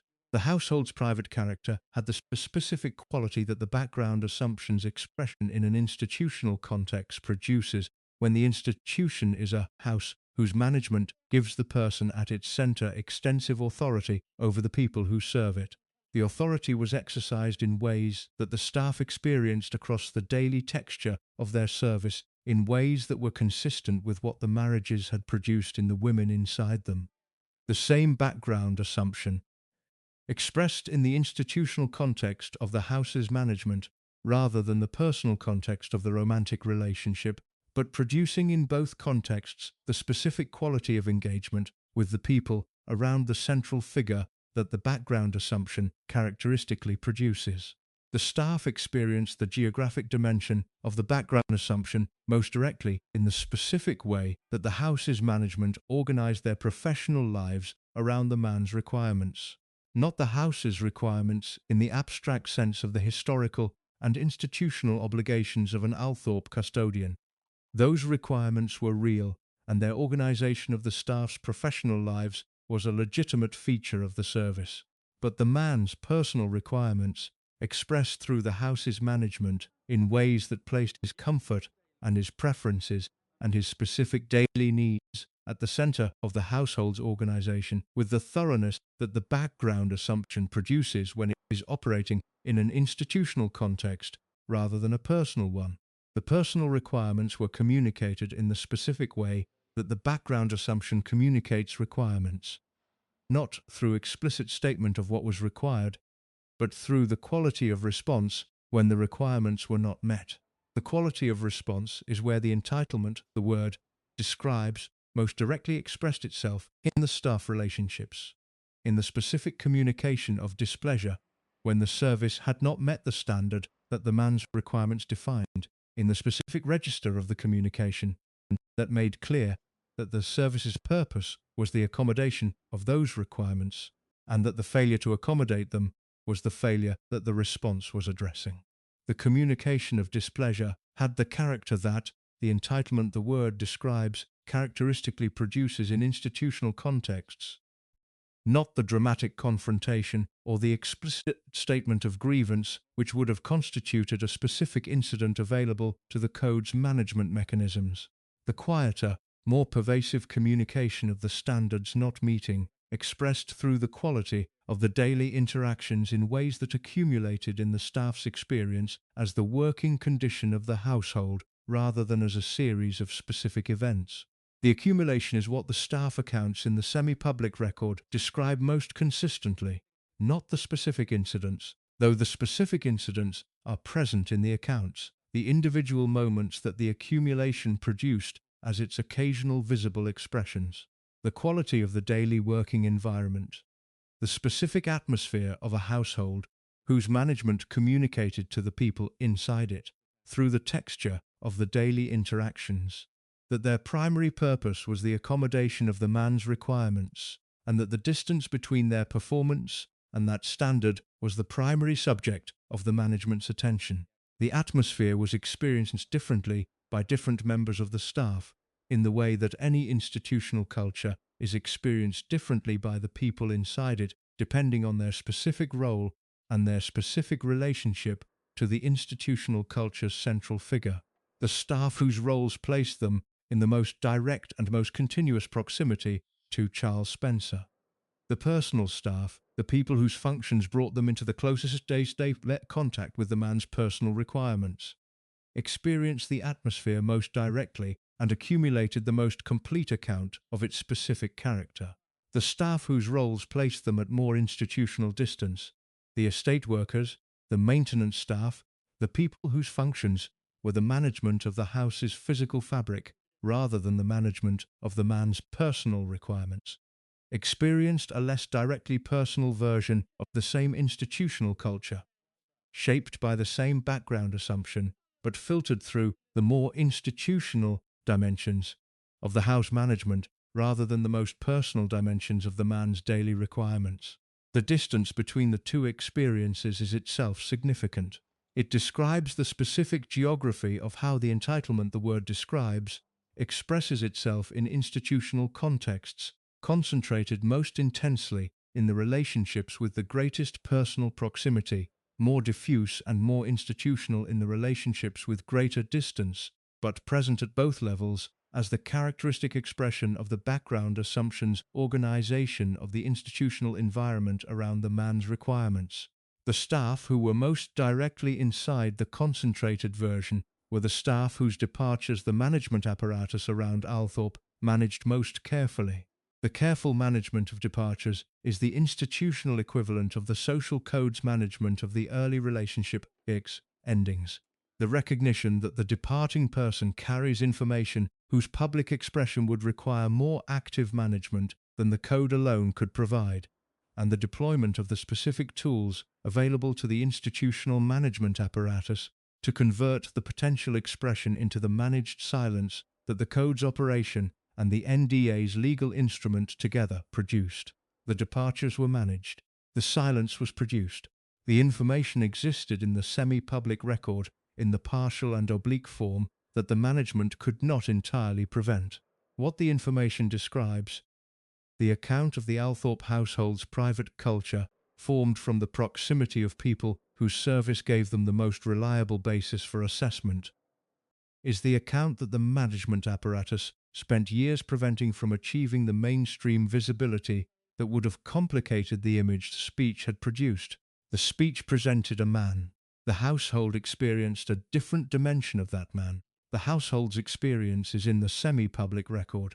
The management kept it there, rather than allowing it to reach the mainstream where the speech's image lived. The management is ending. The record is receiving both dimensions. The household's account is here. Diana knew Charles Spencer in the way that only a sibling knows another person. Through the shared formation of the same household, the same parents' departure, the same childhood reorganized around the same ancestral house that both of them had grown up inside, and through the specific quality of knowledge that shared childhood produces in the people who share it. The shared childhood was not uncomplicated. The divorce that had organized Charles Spencer's formation around the compensatory reliability of Althorpe had organized Diana's formation around something different: the specific loss of the primary attachment, in the way that the youngest child's experience of the maternal departure is shaped by the youngest child's dependency and vulnerability at the moment the departure happens. Diana was 7 when Francis Spencer left. Charles was 5. The proximity in age meant the shared experience was real. The same event, in the same house, in the same specific weeks and months of disruption and reorganization. The difference in age meant the experience was processed differently. Diana's processing, including more of the explicit cognitive engagement with what had happened. Charles's including more of the embodied absorption of the situation into the formation that the house and the inheritance represented.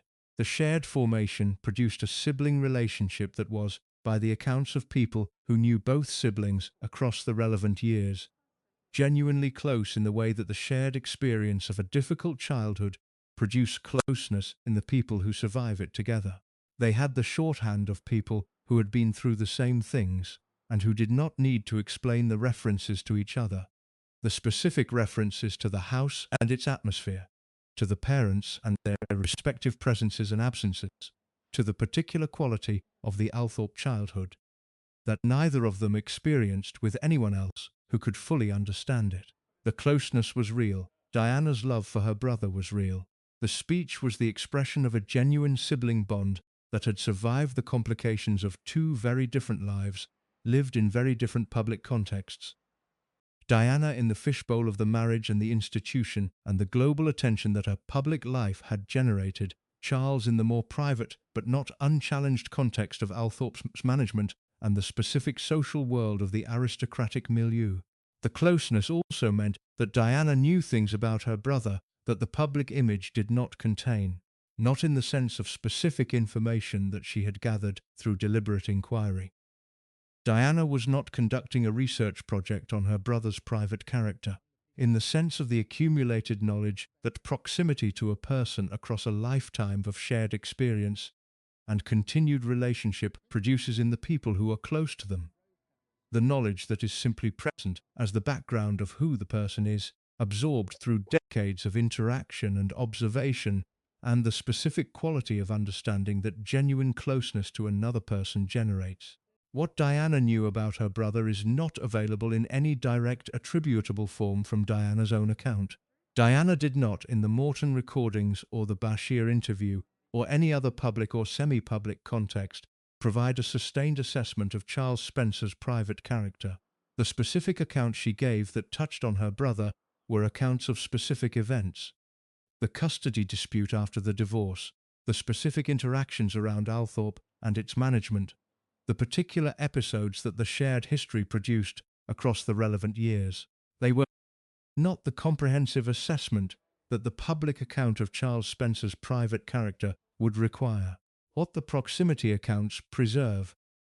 The accounts of people who were close to Diana across the relevant years and who had sufficient access to her private expressions of her views to have encountered them in the oblique form that Diana's management of her own private views produced, is consistent with the assessment this account has been building. Consistent in the specific sense that the views Diana expressed about her brother in the private contexts that the relevant accounts describe were not the views of someone who had received the public image of the man who gave the speech as the complete account of who the man was. Diana had the complete account, or more accurately, Diana had the account that a lifetime of sibling proximity produces, more complete than the public image, less complete than the full private account that close to professional and personal proximity to Charles Spencer's adult relationships would have provided. The sibling account is the specific kind, the account of the formation, the account of the childhood dynamics, the account of who the person was before the adult relationships and the public image, and the account of how the adult person corresponded or failed to correspond to the person the formation had produced. The formation she knew, she had been formed by the same household, the same divorce, the same Althorpe, and its communication of the background assumption as the natural condition of the world the Spencer children inhabited. She understood the formation because it was her formation too, not in the same expression, because Diana's formation had produced something different in her than it had produced in Charles, the difference being at least partly a function of the different position each sibling occupied in the formation's specific geography. Diana's position was the younger daughter's position, the position that the formation's emphasis on the male inheritance and the house's perpetuation through the male line had given her a different relationship to than the son who would inherit. The son who would inherit received the house's communication about himself as the center of the world's arrangement. The daughter who would not inherit received the house's communication about herself as significant but not central, loved but not the inheritor, important but not the person for whom the world's arrangement was primarily organized. The difference in position produced different formations. Diana's formation did not include the background assumption in the same way that Charles's did not communicate to her that the world was arranged in her favor with the same settled thoroughness that the inheritance communication produced in her brother. Her formation produced the specific qualities that her adult life made famous: the empathy, the attunement to other people's emotional states, the specific hunger for connection that the not central position produced in someone who found that the institution she married into reproduced the same central peripheral organization that the childhood formation had established. The different formation gave Diana a specific and clear-eyed view of what the central position's formation had produced in her brother. She could see it because she could compare it. Compare what the formation had produced in him with what the same formation's different expression had produced in her, and understand from the comparison the specific quality of the entitlement the word describes as the product of the central position's formation rather than of the peripheral position's formation. The clear-eyed view was present in Diana's private acts about her brother that the proximity accounts preserve in their oblique form, not the expression of a simple negative assessment. Diana's love for Charles was genuine, and the complexity of sibling relationships precludes the simple negative assessment as the characteristic form of the honest sibling's view, the expression of someone who understood both the genuine qualities and the formation's specific products in the same person, who held the love and the clear-eyed assessment together, in the specific way that the knowledge of a lifetime of sibling relationship holds both. The specific dimension of the clear-eyed assessment that the accounts from Diana's proximity most consistently describe relates to the women, to Diana's understanding of what the women closest to her brother experienced inside those relationships, and what the formation had produced in the man they were closest to that produced those experiences. Diana's relationship to Victoria Lockwood, the first wife, the woman whose marriage to her brother Diana was most proximate to across its duration, produced the specific kind of sibling-adjacent knowledge that Diana's clear-eyed view generated in this dimension. Victoria was inside the marriage. Diana was inside the sibling relationship with the man, inside the marriage. The two positions together gave Diana a more complete view of the marriage's private reality than either position alone would have provided. The siblings' knowledge of the man's formation, combined with the proximity account of the woman inside the formation's expression in the marriage daily texture. What that combined view produced in Diana was not publicly expressed in any direct form. The social code of the relevant world, combined with Diana's own management of her public expressions about the people she was closest to, prevented the direct expression from reaching the public record. What the proximity accounts preserve is the indirect expression, the specific quality of Diana's engagement with the subject of her brother's treatment of the women closest to him, which had the character that this part has described as the specific quality of a person whose clear-eyed assessment is held alongside genuine love for the person the assessment describes. The custody dispute, the specific events around the dissolution of the first marriage that this account's Part 8 addresses, produce the most visible and most documented expression of the dimension of Diana's knowledge of her brother that the indirect accounts preserve. The custody dispute was the moment at which the formation's expression in the most formal and most consequential dimension of Charles Spencer's adult relationships produced public record that the social code's management alone could not contain. And Diana's position in the family at the center of both the marriage history and the custody dispute's public expression gave her a specific proximity to events that placed the formation's products in their most visible form. What Diana said and did in the context of the custody dispute, in the accounts that the semi-public record contains of her private engagements with the dispute's events and her private expressions about what the dispute revealed, is addressed in Part 8. What this part has been attempting to establish is the foundation for our understanding those expressions and their significance. The specific kind of knowledge that Diana had of her brother, the formation she understood because it was the same formation differently expressed in herself. The clear-eyed assessment she held alongside the genuine love and the specific dimension of that assessment that related to the women closest to her brother and to what they experienced inside the closeness. Diana knew Charles Spencer. She knew him in the way that only a sibling knows another person, through the shared childhood and the shared formation and the lifetime of accumulated proximity and the specific quality of understanding that love, combined with clear-sighted observation of the same personal lifetime, produces. What she knew was more than the speech. The speech was 9 minutes. The knowledge was a lifetime. The knowledge included the word. The custody dispute that followed the dissolution of Charles Spencer's first marriage was, by the standards of the aristocratic world that both parties inhabited and whose code governed how private matters were supposed to be managed, a remarkable piece of public visibility. The code was supposed to prevent this. The specific mechanism by which the aristocratic world manages the dissolution of marriages. The mutual understanding that the private business of private people, even people whose names appear in the society pages and whose houses are photographed for architectural magazines, is private business, managed within the relevant social world's framework, rather than in the public arena of the press or the courts, was supposed to produce a dissolution whose public dimensions were the managed minimum. The statement through solicitors, the agreed arrangements, the quiet transition from the married status to the former married status with the social world, noting the transition and absorbing it into its collective knowledge without requiring its explicit public processing. The custody dispute was not a quiet transition.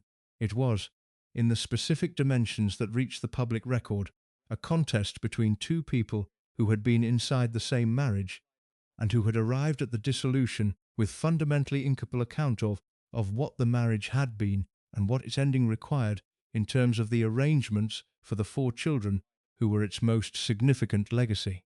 The incompatibility was itself information about the distance between the two parties' experience of the marriage's private reality and about the specific character of the man whose account of the marriage reality was one of the 2 incompatible accounts.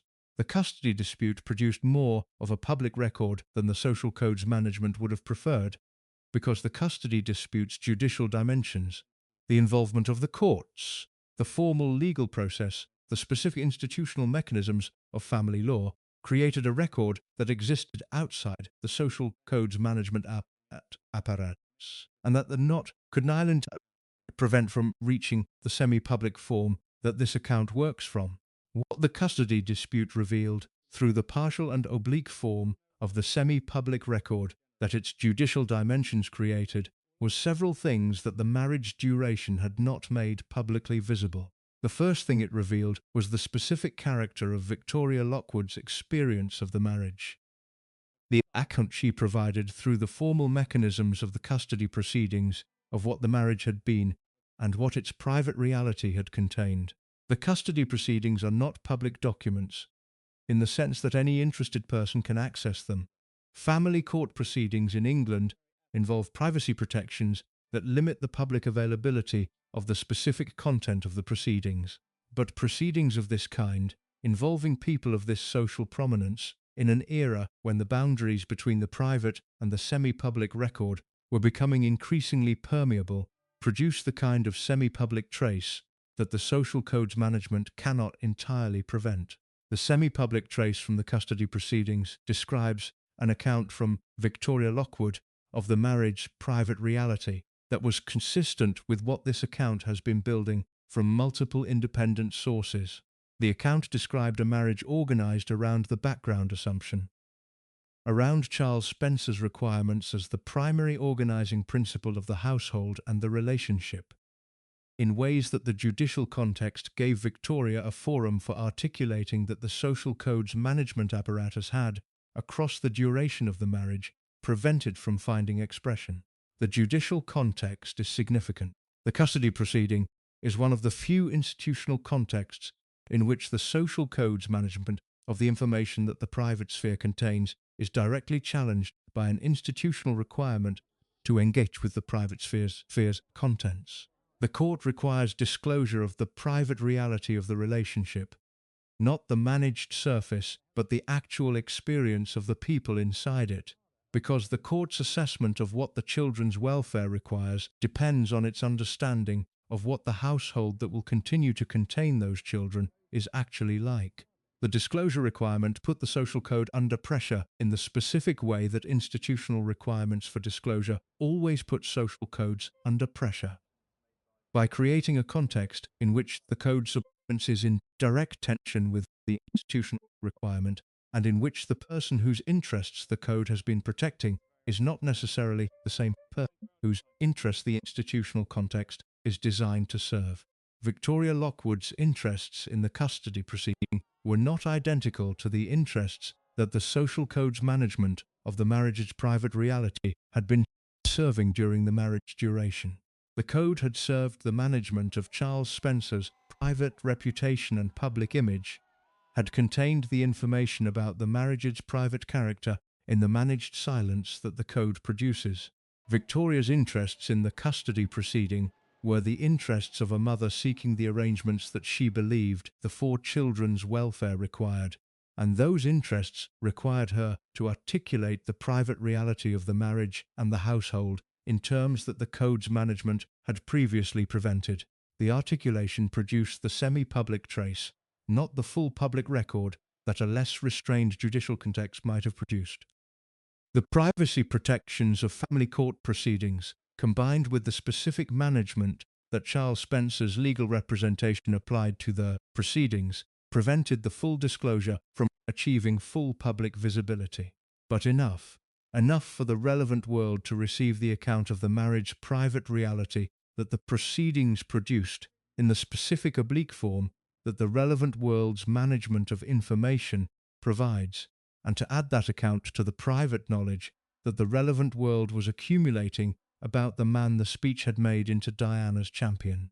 The second thing the custody dispute revealed was the specific character of Charles Spencer's response to the challenge to his account of the marriage. The response to a custody dispute is, in the formal sense, the legal response. The instructions to solicitors, the management of the court proceedings, the specific legal strategy that the institutional context of the dispute requires. But the response is also the relational response. The way the disputing party engages with the challenge to their account of the marriage reality, with the other party's articulation of their experience, with the specific institutional requirement to engage with the private reality rather than the managed surface. Charles Spencer's relational response to the custody dispute had the character that this account's Part 4 described as the entitlement's characteristic engagement with criticism, the deflection, the management of the challenge rather than the engagement with it, the specific attention to the management of his own position rather than to the engagement with what Victoria's account of the marriage's private reality contained.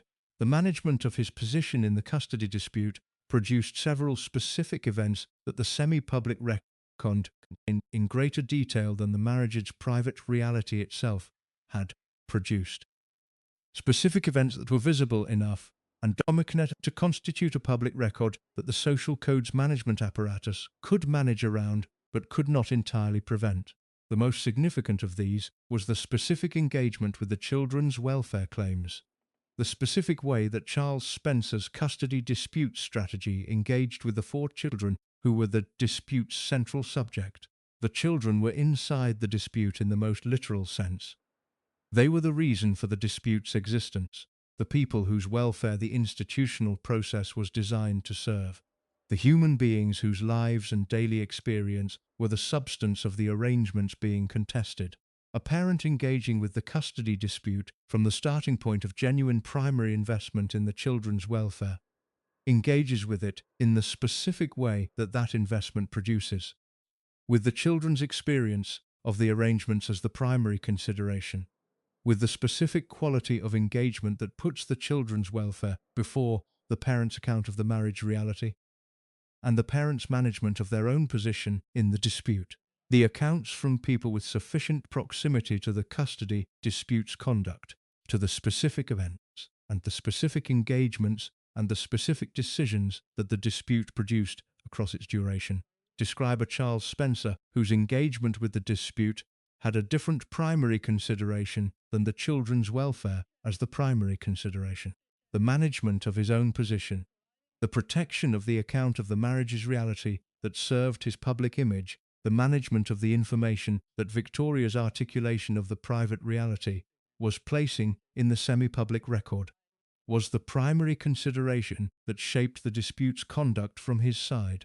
The children's experience of the dispute was the experience of children who are inside a custody contest between 2 parents with incompatible accounts of the marriage's private reality, who are the subject of institutional attention and judicial process, and the specific distress of watching the 2 adults in their lives engage with each other through the adversarial mechanisms of family law, rather than through the mutual recognition of the children's welfare as the overriding consideration. The distress that children inside custody disputes experience is documented across the research literature on family breakdown with a consistency that establishes it as the predictable consequence of the dispute's adversarial character. The specific distress of the Spencer children, whose custody dispute had the additional dimensions of significant public attention and the specific context of Diana's death occurring in the same year as the dispute's most acute phase, is not available in any detailed form from the children's own accounts. The children have maintained the code's management of their experience with the thoroughness that the relevant world produces in the people formed by it. What is available in the semi-public record is the account of people with sufficient proximity to the events of the custody dispute to have formed the assessment of how the dispute was conducted and what the conduct revealed about the man at the center of it. The assessment is the assessment this account has been building, the assessment that the entitlement the word describes produced a custody dispute conducted with the primary attention to the man's position rather than the children's welfare. Diana was alive for the initial phase of the custody dispute and dead for its resolution. Her death in August 1997, the same year that the marriage dissolution and the dispute's initial phase were being managed, produced the specific speech that created the public image this account is working against.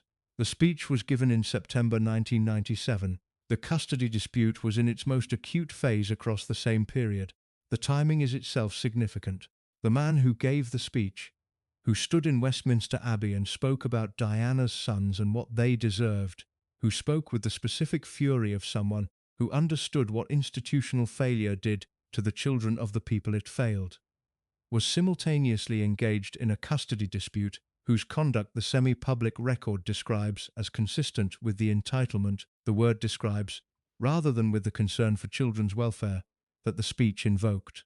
The distance between the speech and the conduct is the distance this account has been measuring.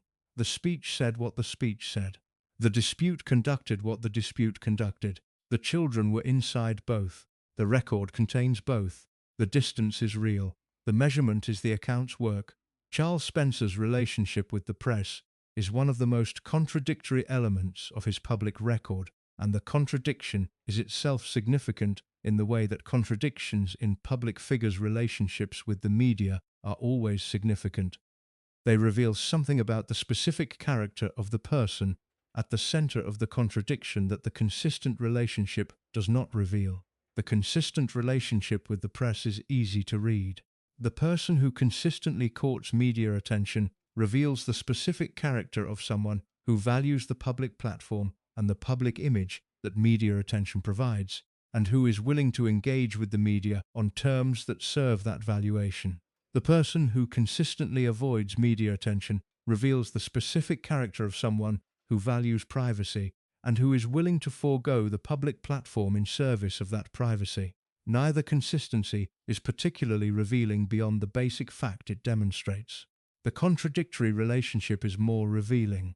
The person who courts media attention in certain contexts and seeks to destroy the media's ability to function in others, who engages with the press when the engagement serves their interests, and deploys the full force of their legal resources against the press when the press threatens their interests, reveals through the contradiction the specific character of someone whose relationship to the media is not principled but instrumental, not about press freedom or the public's right to information or the legitimate interests of journalism as a democratic function, about the management of their own image. The management of the image is the primary motivation. The press serves the image when the press is cooperative. When it receives the account, the manager of the image is producing and reproduces it in the public sphere in the form the manager requires.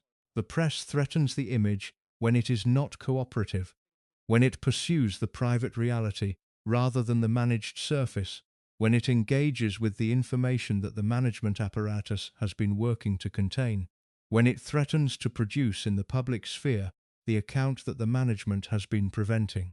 The response to the cooperative press is engagement. The response to the threatening press is destruction. The deployment of whatever legal and institutional resources are available to prevent the threatening account from reaching the public, and the specific management of the press's ability to function that the deployment of those resources produces. Charles Spencer has engaged with both modes. The engagement mode has been the mode of the cooperative press relationship. The acts granted to certain journalists and certain outlets the specific management of the public account through the cultivation of sympathetic coverage, the use of the press's reach to maintain and reinforce the image the speech created. The destruction mode has been the mode of the legal challenge, the deployment of defamation law and privacy law, and the specific legal resources available to someone of Charles Spencer's social standing and financial position against press coverage that threatens the managed image. The most significant exercise of the destruction mode was the legal challenge to the press in the years following Diana's death. The specific legal action that Charles Spencer initiated against media organizations whose coverage he considered damaging in the specific institutional context of a man who had just given the most famous anti-press speech of the decade, and whose legal action against the press produced the specific irony of the man who had attacked the media, using the media's vulnerability to legal action as the instrument of his own image protection. The speech had attacked the press directly. The 4th Earl Spencer passage, the passage that named the tabloids that had pursued Diana and that pointed the finger at the press with the specific fury of a man addressing the direct cause of his sister's death, was among the speech's most remembered and most reproduced elements. It established Charles Spencer in the public reception of the speech as a press critic, as the person who had said publicly what many people felt privately about the tabloid culture that had consumed Diana's life. The press criticism was genuine in the sense that Charles Spencer's fury at the specific tabloid practices that had followed Diana across the last years of her life was a genuine element of what the speech contained. But the press criticism was also instrumental. It served the image the speech was creating, positioned Charles Spencer as Diana's defender against the specific forces that had contributed to her death, and gave the public a specific enemy to direct its grief at in the form of the tabloid press and its practices. The instrumentality was not immediately visible. It became more visible in the subsequent years, when the pattern of Charles Spencer's engagement with the press revealed the specific character of the relationship that the speech had presented as principled opposition to tabloid intrusion. The principled opposition to tabloid intrusion, as the subsequent pattern revealed, was principled opposition to tabloid intrusion into Charles Spencer's private life. It was not principled opposition to the press's function in the service of the public's interest in truthful information about public figures. The distinction became visible through the specific legal actions that Charles Spencer pursued against media coverage in the years following the speech. The coverage he pursued legally was not the tabloid intrusion that the speech had characterized as the press's primary sin. The intrusion into private grief, the hounding of a private person in her private moments, the specific exploitation of vulnerability that the speech had named as the behavior he was condemning. The coverage he pursued legally was the coverage that engaged with the private dimensions of his own life. The marriage dissolution, the custody dispute, the specific accounts of his private character that the semi-public record had been generating, and that the mainstream press, in the changed information environment of the late 1990s and early 2000s, was beginning to approach. The legal actions were effective in the specific operational sense that legal actions against the British press are usually effective. The deterrent function of the legal threat, combined with the specific financial exposure that defamation and privacy litigation imposes on media organizations, produced the containment of the coverage that the legal apparatus was deployed to produce. The coverage was reduced. The specific accounts that the semi-public record contained were prevented from achieving the mainstream visibility that the legal actions were designed to prevent. The effectiveness of the legal actions produced in the mainstream press's coverage of Charles Spencer, the specific character that the management apparatus around the Spencer name intended. The coverage that maintained the image the speech had created, that engaged with Charles Spencer in the terms the speech had established, and that did not pursue the private reality that the legal actions had made the pursuit of professionally and financially risky. The press that Charles Spencer had courted, the cooperative press, the outlets and journalists whose coverage served the image the speech had created, received the access and the cooperation that the courtship produced. The exclusive interviews about Althorp's history and its management, the access to it and its contents for the specific kind of coverage that presented Charles Spencer as the responsible custodian of a significant piece of English cultural heritage, the cooperative engagement with the specific dimensions of the Spencer story that the managed account was producing as the public of the Spencer name.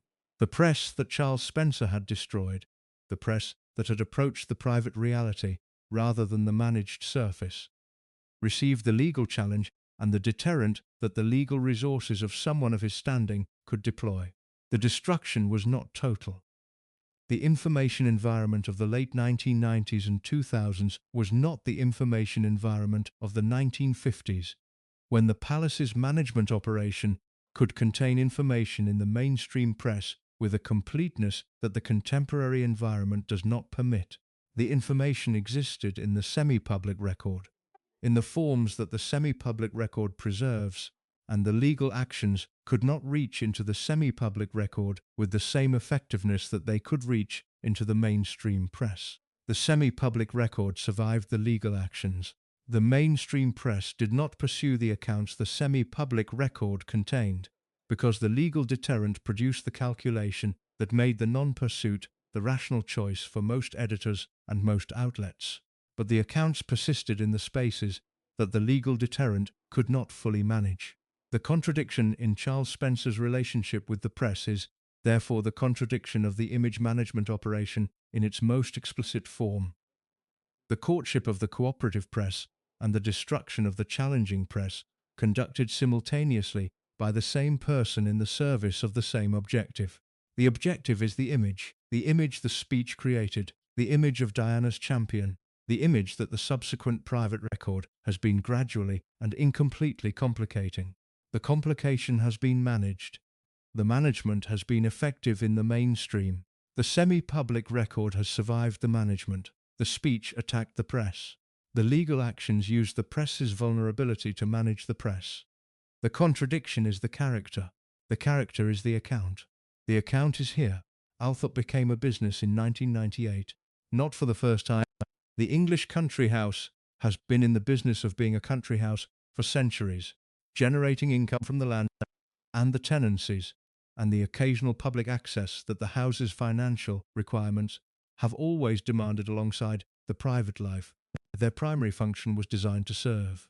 But the specific form of the business that Althorp became in 1998 was different from the traditional management of a significant country house's income-generating dimensions. It was something more deliberate, more strategically conceived, more directly connected to the specific management of the Spencer name and its public value in the aftermath of Diana's death than anything the house's commercial history had contained.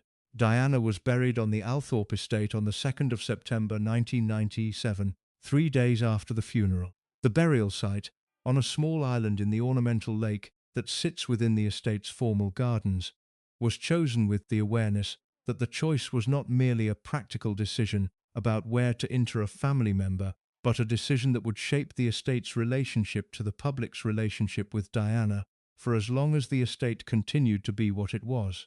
The choice was also a commercial decision, even if the commercial dimension was not the primary consideration in the immediate grief of the weeks following Diana's death.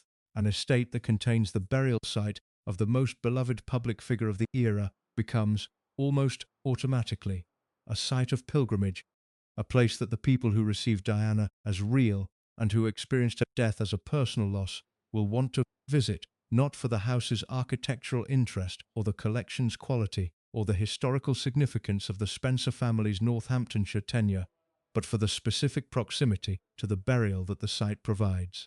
The pilgrimage dimension was real from the beginning.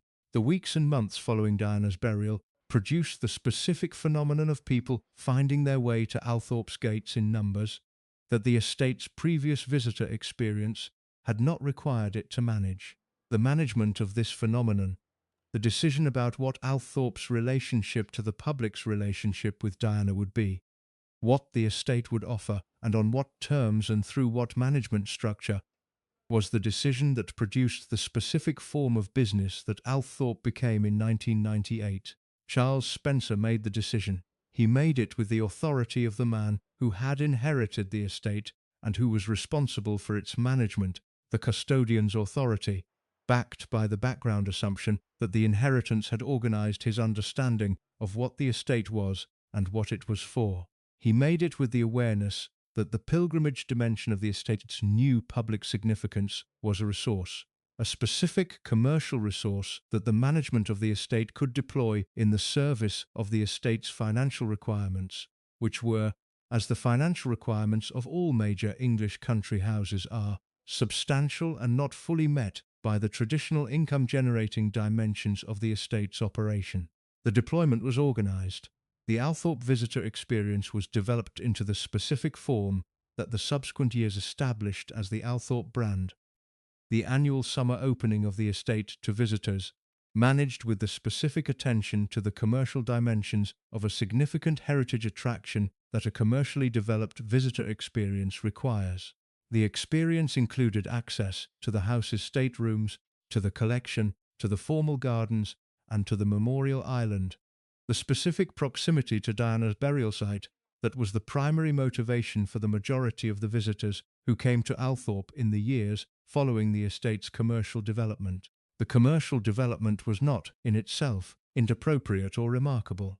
The management of an English country house of Althorp's significance requires income, and the use of the estate's public value including the specific public value generated by Diana's burial and the pilgrimage dimension it created. To generate that income is a straightforward expression of the custodian's responsibility to maintain the estate's viability. Other houses in similar situations have made similar commercial developments with similar motivations and similar outcomes. What distinguished the Althorp commercial development from the generic country house commercial development was the specific relationship between the commercial brand and the image management operation that this account has been describing. The Althorp brand was not merely the commercial development of a significant heritage property.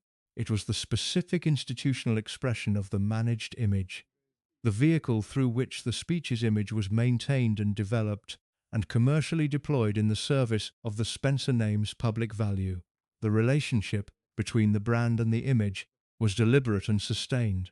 The Althorp visitor experience was managed with the specific attention to what it communicated about Charles Spencer as its primary figure, as the custodian of Diana's legacy, as the keeper of the site where Diana rested, as the brother whose speech had established his position as her champion and who continued to occupy that position through the specific form of the Althorp brand's ongoing management. The specific elements of the Althorp visitor experience that served the image management operation were the elements that placed Charles Spencer in the role the speech had established. The memorial exhibition, the collection of Diana's possessions and photographs, and the specific material record of her life that the exhibition displayed, was managed as the expression of the brother's custodianship of the sister's memory rather than as the commercial exploitation of the sister's public value that the commercial dimension of the exhibition's operation might otherwise have suggested. The distinction between custodianship and exploitation was managed through the specific presentation of the Charles Spencer role in the Althorp experience. Through the audio guides and the exhibition text, and the specific quality of the experience's communication about what the visitor was engaging with and why. The communication consistently presented the experience in the language of custodianship, the responsible preservation of Diana's legacy, the maintenance of her memory in the form that the Althorp site provided, the specific expression of the brother's ongoing commitment to what the speech had established as the defining purpose of his public role. The language of custodianship served the image management operations requirement for the consistent maintenance of the speech's image.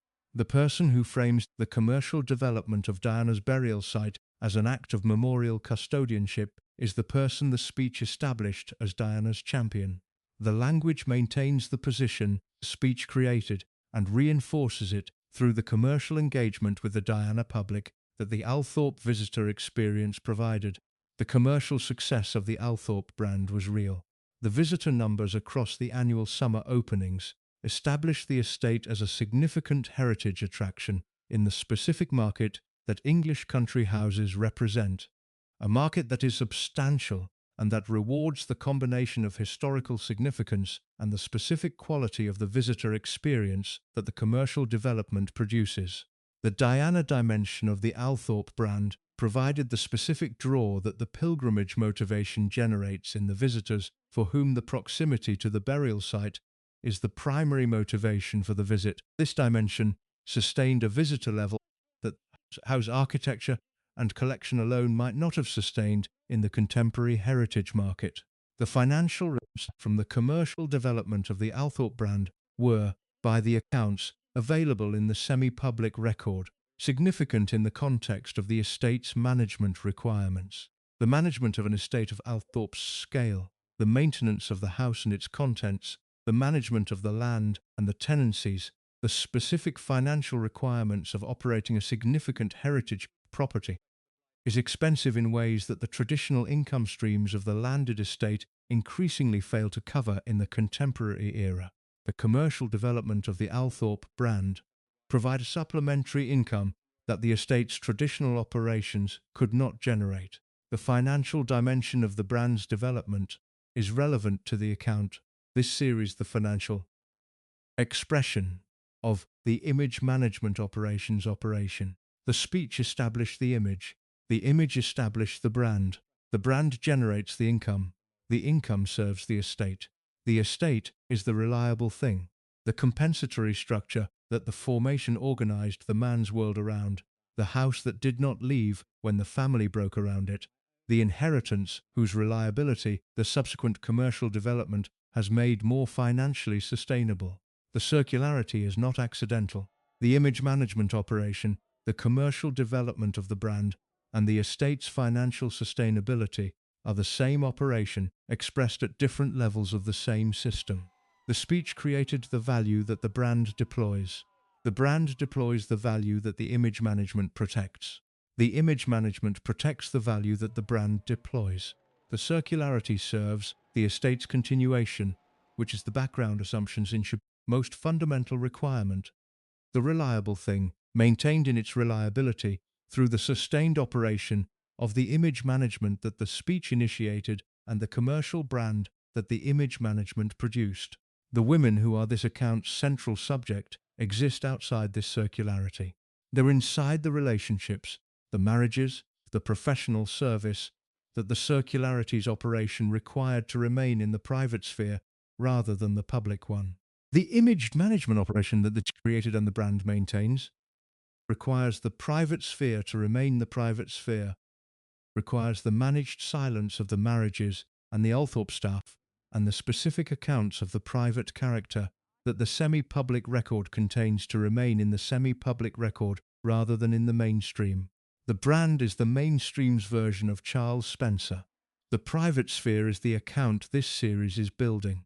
The distance between the two is the management operation.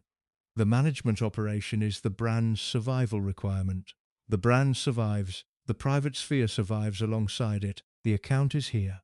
The silence around Charles Spencer's private relationships is not a simple silence. It is the specific, layered, enforced silence that the combination of social code and legal instrument and financial settlement and the particular psychology of women who have been inside the closest proximity to someone whose public image is as powerful as the speech's image created, produces when all of those mechanisms are operating simultaneously on the same group of people across the same sustained period.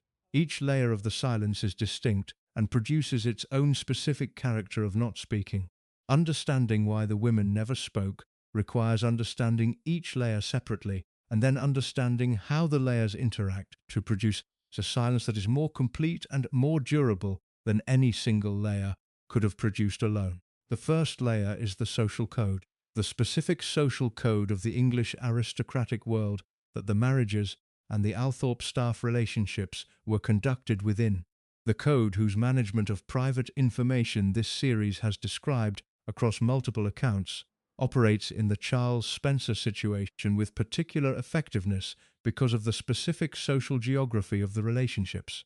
The women who were closest to Charles Spencer across the marriages and the Althorp household were women of the specific social world that the code governs. Not all of them. Karen Gordon's South African formation gave her a different relationship to the code than the English aristocratic world's formation would have produced. And this difference has been noted in Part 5 as one of the factors that made the second marriage's dynamics more visible in the public record than the first's. But the majority of the women of the first marriage, the women of the Althorp household staff, who were drawn from the specific social world that the house's position in its county produces as the natural source of the domestic staff for a house of this kind, were women for whom the code was the natural operating condition of their social existence. For these women, the not speaking was not experienced primarily as something imposed on them from outside, as a constraint that the management apparatus had organized and that they were required to observe. It was experienced as the natural expression of who they were, the correct behavior, in the code's terms, for women in their specific position in the specific situation the relationships had produced. The code said that private matters were private. The relationships were private matters. The code's management of private matters was the not speaking. The not speaking was the code's correct expression. This is the first layer's specific character. The code's constraint is most powerful when it is internal, when the women inside it do not experience it as a constraint at all, but as the natural expression of values they genuinely hold. The silence that an internal value produces is more durable than the silence that an external constraint imposes, because the external constraint can be challenged and contested and eventually overcome when the cost of observing it exceeds the cost of breaking it, while the internal value has no external lever to challenge it. It simply is, as the person's character and formation simply are. The durability of the code's internally held version of the silence has been the primary management tool across the years of the relevant relationships, not the NDAs, though the NDAs were present in the more significant departures from the Althorp household, as Part 6 has described. Not the legal actions, though the legal actions against the threatening press were the institutional expression of the management operation. The code's internal operation, producing the silence that the women's own formation had organized them to maintain, was the primary and most durable layer. The second layer is the legal instrument. The NDAs, signed by the women whose departures from the Althorp household required the more formal management of their potential disclosures.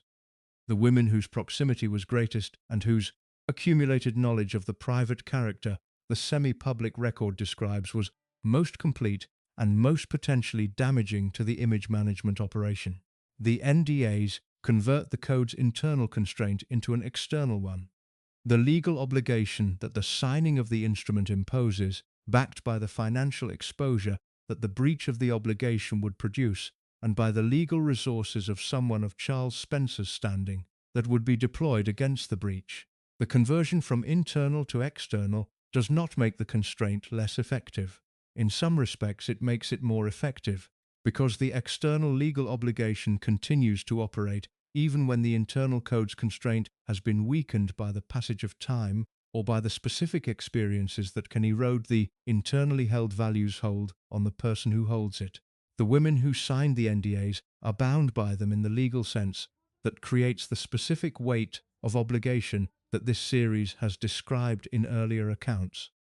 The weight of carrying in the private sphere the knowledge that the legal instrument prevents from being placed in the public sphere, in the specific circumstances of a public sphere that contains the image the management operation produced, and that the private knowledge, if it reached the public sphere, would complicate.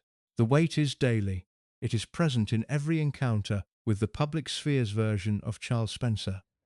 The coverage of the speech and its anniversary, the Althorp brand and its management, the specific occasions when the public version of the man is present in the media environment and the woman carrying the private knowledge is in the same media environment, receiving the public version alongside the private one. The carrying of the private knowledge against the public version is the specific daily experience of the woman who has signed the NDA, the specific form of cognitive dissonance that the management operation produces in the people whose silence its operation requires. The third layer is the financial settlement, the specific financial dimension of the NDAs and the managed departures, the provision that accompanied the signing of the legal instrument, that made the acceptance of the legal obligation financially rational in the specific circumstances of the departure's management. The financial dimension is the management operation's most concrete expression of the calculation it is conducting. The assessment of the specific financial value of the information suppression and the specific financial provision required to produce the silence. For some of the women in this account, the financial dimension of the settlement was materially significant. The specific provision represented a financial cushion that their circumstances at the point of departure made genuinely important. For others, the financial dimension was less materially significant, but still functionally important as the specific expression of the management operation's recognition that the silence it required was worth something, that the information whose suppression the NDA produced had a value that the provision was intended to compensate for. The compensation is inadequate in the specific sense that financial provision for silence is always inadequate.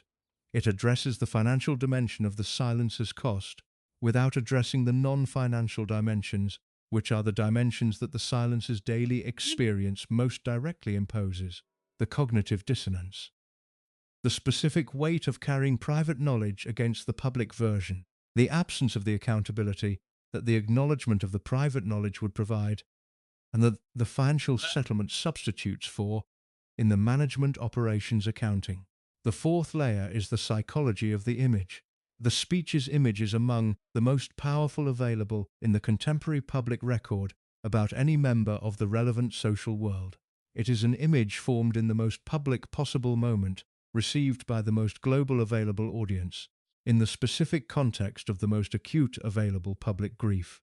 Its power is not merely the power of a positive public image, the ordinary public relations achievement of someone who is liked and respected in their public role. It is the specific power of an image formed in grief, which is the most emotionally intense context available for the reception of public images and which produces the most durable public impressions. The power of the image creates a specific psychological challenge for the women who are in possession of the private knowledge that complicates it. The challenge is not the legal challenge of the NDA, that is the second layer's domain. It is the psychological challenge of positioning their private knowledge against an image of that specific power, of being the person who would complicate something that the public has received in grief, and that the public continues to hold with the specific investment that grief-formed images sustain. The challenge is not trivial. The woman who speaks against the image of Diana's champion is not simply the woman who speaks against a public figure whose reputation is well managed. She is the woman who speaks against the image that the most beloved public figure of the heir's brother formed in the grief of his sister's funeral, an image with an emotional protection that ordinary image management does not produce. The emotional protection is the psychological layer of the silence, the specific deterrent that the image's power creates against the articulation of the private knowledge in the public sphere. For women who love Diana, and the women in this account include women who received Diana as genuinely beloved in the way that the public received her, the psychological challenge of complicating the image of her brother has an additional dimension. Complicating the image is not simply the act of challenging a powerful man's public reputation.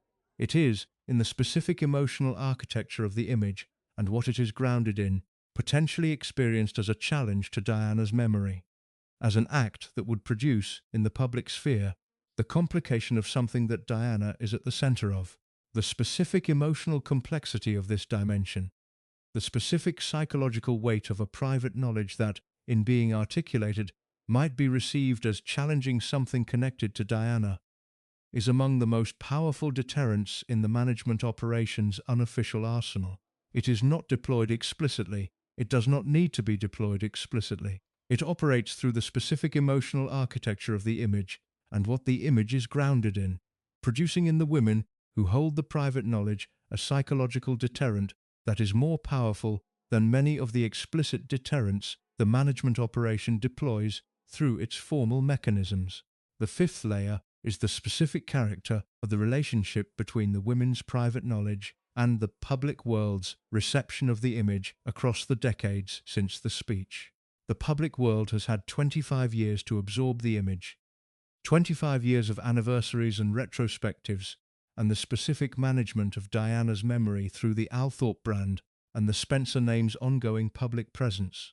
The accumulation of 25 years of the image's reinforcement in the public sphere creates a specific asymmetry between the power of the image and the power of the private knowledge. An asymmetry in which the image's established presence in the public sphere is sufficiently massive that the private knowledge's challenge to it requires an extraordinary effort to achieve sufficient force. The effort required is not effort that the women in this account are typically in a position to sustain, not because they lack the courage or the clarity or the conviction that the private knowledge is accurate, but because the management operation has ensured, through the layers described above, that the effort's cost is maximized and the effort's return is minimized. The NDAs maximize the legal cost. The psychological layer maximizes the emotional cost. The financial settlement's inadequacy has already imposed the financial cost at the point of departure, making the subsequent management of that cost the woman's burden rather than the institution's. The image's power minimizes the return, ensures that the challenge to the image faces the maximum available resistance in the public sphere that the image's management has produced. The women never spoke because the silence was the product of all 5 layers operating simultaneously, each reinforcing the others. the combination producing a silence that was more than the sum of its individual components. The specific, durable, multiply-enforced silence of people who are inside a management operation, whose specific design is the management of their not speaking. The silence has held for 25 years. The holding is the management operation's achievement. This account is what survived the holding, in the specific form that managed silences always produce their survivals. Partial oblique, assembled from what the management could not entirely prevent, available in the semi-public record that exists in the spaces the management's reach did not fully extend to. The women never spoke. The record still contains what they carried. The carrying is visible here. Cost is always paid by someone. The entitlement the word describes does not generate its own cost and absorb its own cost in the way that a genuinely self-aware acknowledgement of one's impact on others would generate the cost and apply it as pressure for change. The entitlement generates the cost and distributes it to the people who are inside the closest proximity to its expression. The women in the marriages, the staff in the household, the children in the middle of the custody dispute, the press that was managed when it was cooperative and destroyed when it was threatening, the public that was given the image the speech produced without the private knowledge that would have complicated the image's reception. The distribution is the entitlement's most significant feature in the assessment of what it actually costs. The person at the center of the background assumption absorbs a fraction of the cost their behavior generates. The people around them absorb the remainder. The remainder is the cost this account has been attempting to describe. The cost to Victoria Lockwood was the cost that the first marriage duration produced in the woman who was inside it. The cost of the emotional labor unreciprocated, the geographic subordination to the man's world, the management of the criticism rather than the engagement with it, the ending managed with the primary attention to the man's position rather than to the mutual recognition of both people's experience of the marriage's conclusion. The cost did not end with the marriage dissolution. The custody dispute extended it, produced the specific additional cost of a judicial contest, whose conduct the semi-public record describes as organized around the man's position rather than the children's welfare. In the specific circumstances of a woman whose resources for managing a custody contest against a man of Charles Spencer's legal and financial standing were less than the contest's requirements. Victoria Lockwood emerged from the marriage and the custody dispute into a life that the public record does not extensively document, the life that the relevant world's code manages into the private sphere, and that the management apparatus around the Spencer name has ensured has not generated the kind of mainstream press attention that would place it in the accessible public record. What the semi-public record contains of the post-divorce period is consistent with what the preceding parts of this account have described as the typical experience of the post-departure period in the lives of women who have been through the specific experience that marriages contained. The rebuilding conducted with the resources that the departure's specific circumstances had left available, against the background of the private knowledge that the NDA or the social code required to remain in the private sphere. The rebuilding was real. Victoria Lockwood has rebuilt, has created a life and a professional standing and a context for herself and her children that the marriage dissolution and the custody dispute specific demands could not permanently prevent. The rebuilding does not cancel the cost. It demonstrates that the cost was payable, that the bearing produced a person with sufficient resilience to move through the cost and continue. The continuation is the evidence of the resilience. It is not the evidence that the cost was acceptable, or that the distribution of the cost to the woman rather than the man at the center of the background assumption was just. The cost to Karen Gordon was the cost that the second marriage's specific character produced in the woman who was most directly and most visibly the bearer of what the background assumption extracted from the women inside the marriages, not because Karen Gordon was less resilient than Victoria Lockwood, but because the specific character of Karen Gordon's formation gave her the resources to name and contest what she was experiencing in ways that the naming and the contesting made more visible in the public record than the first marriage-specific dynamics had been. The visibility is the evidence of the cost. The specific public trace of a marriage whose private dynamics produce the contest that the visibility records. The cost to the Althorpe household staff was the cost that Part 6 described: the working environment, the management of the departures, the purchased silences, the specific daily experience of being in the institutional proximity of someone whose background assumption expressed itself in the specific way the entitlement the word describes characteristic expresses itself in institutional context, where the power asymmetry is most pronounced. The cost to the 4 children of the first marriage is the cost that Part 8 described and that the account is least able to assess with specificity, because the children, now adults, have maintained the code's management of their experience with the completeness that the relevant world's formation produces in the people it forms. The children are in the world.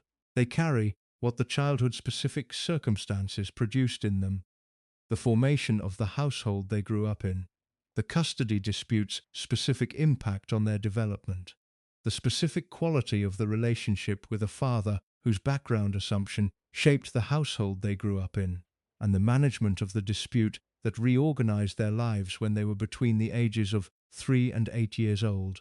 The children are not available in this account as named sources making specific claims about their experience. They are present as the people who were most directly inside the cost's most fundamental dimension, the dimension of children growing up inside the expression of a background assumption that organizes the world around someone else's requirements and who absorbed the specific formation that growing up in that specific organization of the world produces. The cost to Diana is the most significant and the most painful to describe, because Diana is not alive to be described in any other way than through the record she left and the accounts of the people who knew her. Diana's specific cost in this account is not the cost of her marriage. That cost is extensively documented elsewhere and is not this account's primary subject. The cost in this account is the specific cost of being Charles Spencer's sister, of loving a person whose formation and behavior produced in the closest proximity the dynamics this account has described, and of understanding from that sibling proximity what the women closest to her brother were experiencing, without having the resources to change it or the standing to name it publicly in the terms that would have required engagement. Diana knew. The clear-eyed assessment this account's Part 7 described was the assessment of someone who understood the cost the entitlement was extracting from the women around her brother, and who carried the understanding without having the specific outlet that would have made the understanding available to the public record, in a form that could have produced accountability. Diana had the public platform and the public standing that would have given the understanding its public force, but the code of the sibling relationship and the specific complexity of a love that coexists with a clear-eyed assessment prevented the platform from being used for this purpose.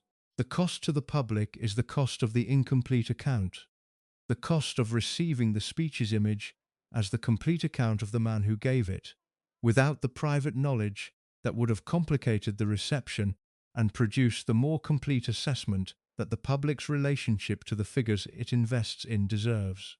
The public invested in Charles Spencer as Diana's champion. The investment was genuine, and the investment was not returned in the complete form that genuine championship would have required, a form that would have included the man's private relationships and their specific character alongside the public speech and its specific power. The incomplete return is not unique to the Charles Spencer situation. It is the standard return of the public figure whose public image is more carefully managed than the private reality that the image is constructed to present. The public receives the managed version and invests in it and discovers, through the partial and oblique survivals of the management's incompleteness, that the managed version was not the complete account. The discovery is always a cost. The specific cost of the disillusionment that the distance between the image and the reality produces in people who have received the image and have been given insufficient reason to question it. The disillusionment is mitigated by the specific pleasure of the image in the period before the distance becomes visible. The genuine satisfaction of receiving a story that has the emotional power that the speech's story had. But the mitigation is the mitigation of a cost rather than its elimination. The cost that has not yet been accounted for is the one this series is most fundamentally about. The costs that the management operations around the powerful people this series has described have consistently externalized to the women who were inside the closest proximity. The women of the marriages, the women of the households, the women whose professional and personal relationships to the men at the center of the management operations produced in them the most direct and most complete experience of what the background assumptions and the entitlements and the institutional formations this series has actually do when they are expressed in the closest relationships. The accounting for the cost has been prevented by the management operations, by the social code and the NDAs and the financial settlements and the legal actions and the psychological layers and the images power and all the other mechanisms this account and its predecessors have described as the apparatus of the silence. The apparatus has been effective. The cost has not been accounted for in the mainstream record. This series is the accounting, partial, oblique, assembled from what survived the apparatus, available in the form that the apparatus's incompleteness permitted. Not the complete accounting that the full private record would provide. The accounting that the semi-public record makes possible. The cost was real. The people who paid it are real. The management apparatus that prevented the accounting is real. The accounting is here. It has been prevented long enough. The record contains it now. Diana's legacy does not belong to Charles Spencer. He has been managing it as if it does. Through the Althorp brand and the annual summer opening and the specific commercial and institutional deployment of the Spencer name's connection to Diana's memory that the management operation has produced across the 25 years since the funeral. The management has been effective in the specific operational sense that management operations are effective when they are well-resourced and sustained and directed by someone who understands of what they are managing and the specific tools available for its management. But the management of a legacy is not ownership of it, and Diana's legacy, the specific thing she left in the world through the accumulation of what her life was and what she chose to do with it, and what she said when she finally chose to say it, does not reside primarily in the estate where she is buried, or in the exhibition that displays her possessions, or in the annual ritual of the summer opening through which the public's continued connection to her memory is commercially organized. It resides in the people who received her as real and who continue to hold what they received. The people who received her as real were not primarily the people of the aristocratic world, or the institutional world, or the world of the English country house tradition that Althorp represents. They were the people she chose to engage with directly. The people in the hospitals and the hospices, the people living with AIDS in an era when living with AIDS was to live with stigma. The children she knelt to speak to at their eye level in the specific posture of someone who was choosing the child's perspective over the dignified adult's perspective that the royal role would have permitted. The ordinary people, the people who were nobody in the institutional sense and who she chose to treat as somebody in the human sense, and who received the choice as the thing it was. An act of genuine recognition that they did not expect from someone in her position and that they never forgot. Diana's legacy lives in those people and in what she showed them about the specific thing that power exercised in the service of recognition, rather than in the service of the powerful person's requirements can do. The specific thing it can do is make people feel seen, genuinely, directly, in the unrepeatable specific moment of a human encounter that is not managed for the camera or calibrated for the image, but simply present, as two people being present to each other in the way that two people can be when the power differential between them is acknowledged and then set aside in favor of the simple human recognition that the moment requires. That is Diana's legacy, not the image on the commemorative plate, or the audio guide through the Althorp staterooms, or the specific commercial deployment of the Spencer name's connection to her memory. The thing she showed the world was possible, the specific quality of genuine human recognition exercised from a position of power in contexts where the management of the image would have permitted the managed warmth in lieu of the genuine kind. Charles Spencer's relationship to this legacy is the relationship of a man who understood the legacy's commercial and institutional value, and who has managed that value with the skill and the resources of someone whose inheritance had given him the specific tools that the management required. The management has sustained the Althorp brand and the Spencer name's connection to Diana's memory across 25 years of commercial and institutional deployment. It has maintained the image the speech created, Diana's champion, the brother who said the true thing in the most public possible moment, as the dominant public account of who Charles Spencer is. The maintenance has required what maintenance operations always require: the active management of the private reality against the public version, the sustained deployment of the apparatus this account has described, the specific organized silence of the women who were inside the closest proximity and whose private knowledge of the man behind the image was the information the management operation most needed to contain. The containment has been largely effective. The speech's image has persisted in the mainstream record across 25 years, with a durability that attests us to the specific power of images formed in grief and to the specific skill of the management operation that has sustained the image against the complicating evidence that the semi-public record has been accumulating. But Diana's actual legacy, the thing she lived and chose and built through the accumulation of her specific decisions about what to do with the position she occupied, is not something that the management of the Spencer name can contain or deploy or commercially develop. It is out there, in the world, in the people who received it directly, and in the culture that her specific choices shaped. It persists independently of the Althorp brand. It persists independently of the speech's image. It persists independently of the management operation and its sustained deployment against the complicating evidence. The complicating evidence is this account, not in the sense that this account is the definitive correction of the speech's image. The correction of an image of that power requires more than a single account assembled from the semi-public record in the partial and oblique form that the management apparatus's incompleteness permits, but in the sense that this account is part of the process by which the private knowledge that the management operation has been containing gradually becomes the public knowledge that the public deserves to hold alongside the image it has been given. The process is slow. The management operation is well-resourced and has been operating for 25 years against the complicating evidence with the sustained effectiveness that well-resourced management operations achieve.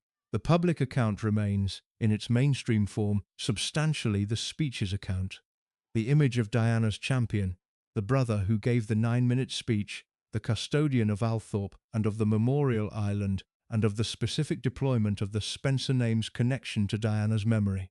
Alongside that account, in the semi-public record that this series has been assembling from across multiple accounts of multiple powerful people and the private realities their management operations have been working to contain, is the other account. The account of the women, the account of the marriages and the Althorp household, and the specific private character of the man whose public image the speech established and the management operation has sustained. Diana would have known which account was more important. She spent 15 years learning the difference between the managed account and the true one, learning it from the inside of a situation whose management operation she eventually decided to break in favor of the truth. She broke it at personal cost, in the specific context of the most public possible moment, in a way that produced the most significant public act of private truth-telling in the modern era of the British monarchy. Her brother's management operation has been working for 25 years to prevent a parallel break, to ensure that the private knowledge of the women inside his closest relationships does not achieve the public visibility that Diana's private knowledge achieved. Diana's break was the Bashir interview. The women's break has not happened in a comparable form. This account is not that break. It is the partial visibility of what the break would make fully visible. The assembled semi-public record, the pattern that the sources describe, the assessment that the word summarizes, present in the record in the form that the management apparatus's incompleteness permits, rather than in the direct, attributed, publicly witnessed form that Diana's own account took. The break may never happen in Diana's form.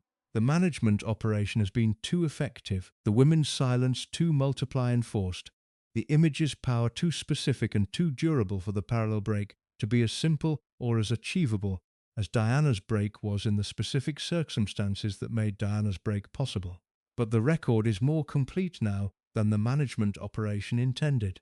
The semi-public knowledge is more organized now than the apparatus was designed to permit. The word is in the record. The women's experience is in the record. The pattern is in the record. Diana's brother is in the record. The full version, the speech and the private account together, the managed image and the assessment from the closest proximity, the 9 minutes in Westminster Abbey, and the 25 years of relationships whose private character the 9 minutes have been used to manage. Diana's legacy is not the managed account. It never was. The managed account is what the Althorpe brand produces. Diana's legacy is what she actually was, and what she actually knew about the distance between managed accounts and true ones, and what it costs the people who are required to maintain the managed account against the truth they are holding in the private sphere that the management operation needs them to inhabit. She knew the cost. She paid it for 15 years. The women this account describes have been paying it for 25. The payment is in the record. Diana's legacy includes knowing that the payment should not have been required. It is the most important thing she left behind. The record holds it. Thank you so much for watching until the end. If you loved this story, check out the other videos on your screen now. I think you'll really enjoy them. And don't forget to subscribe if you haven't already. See you in the next story.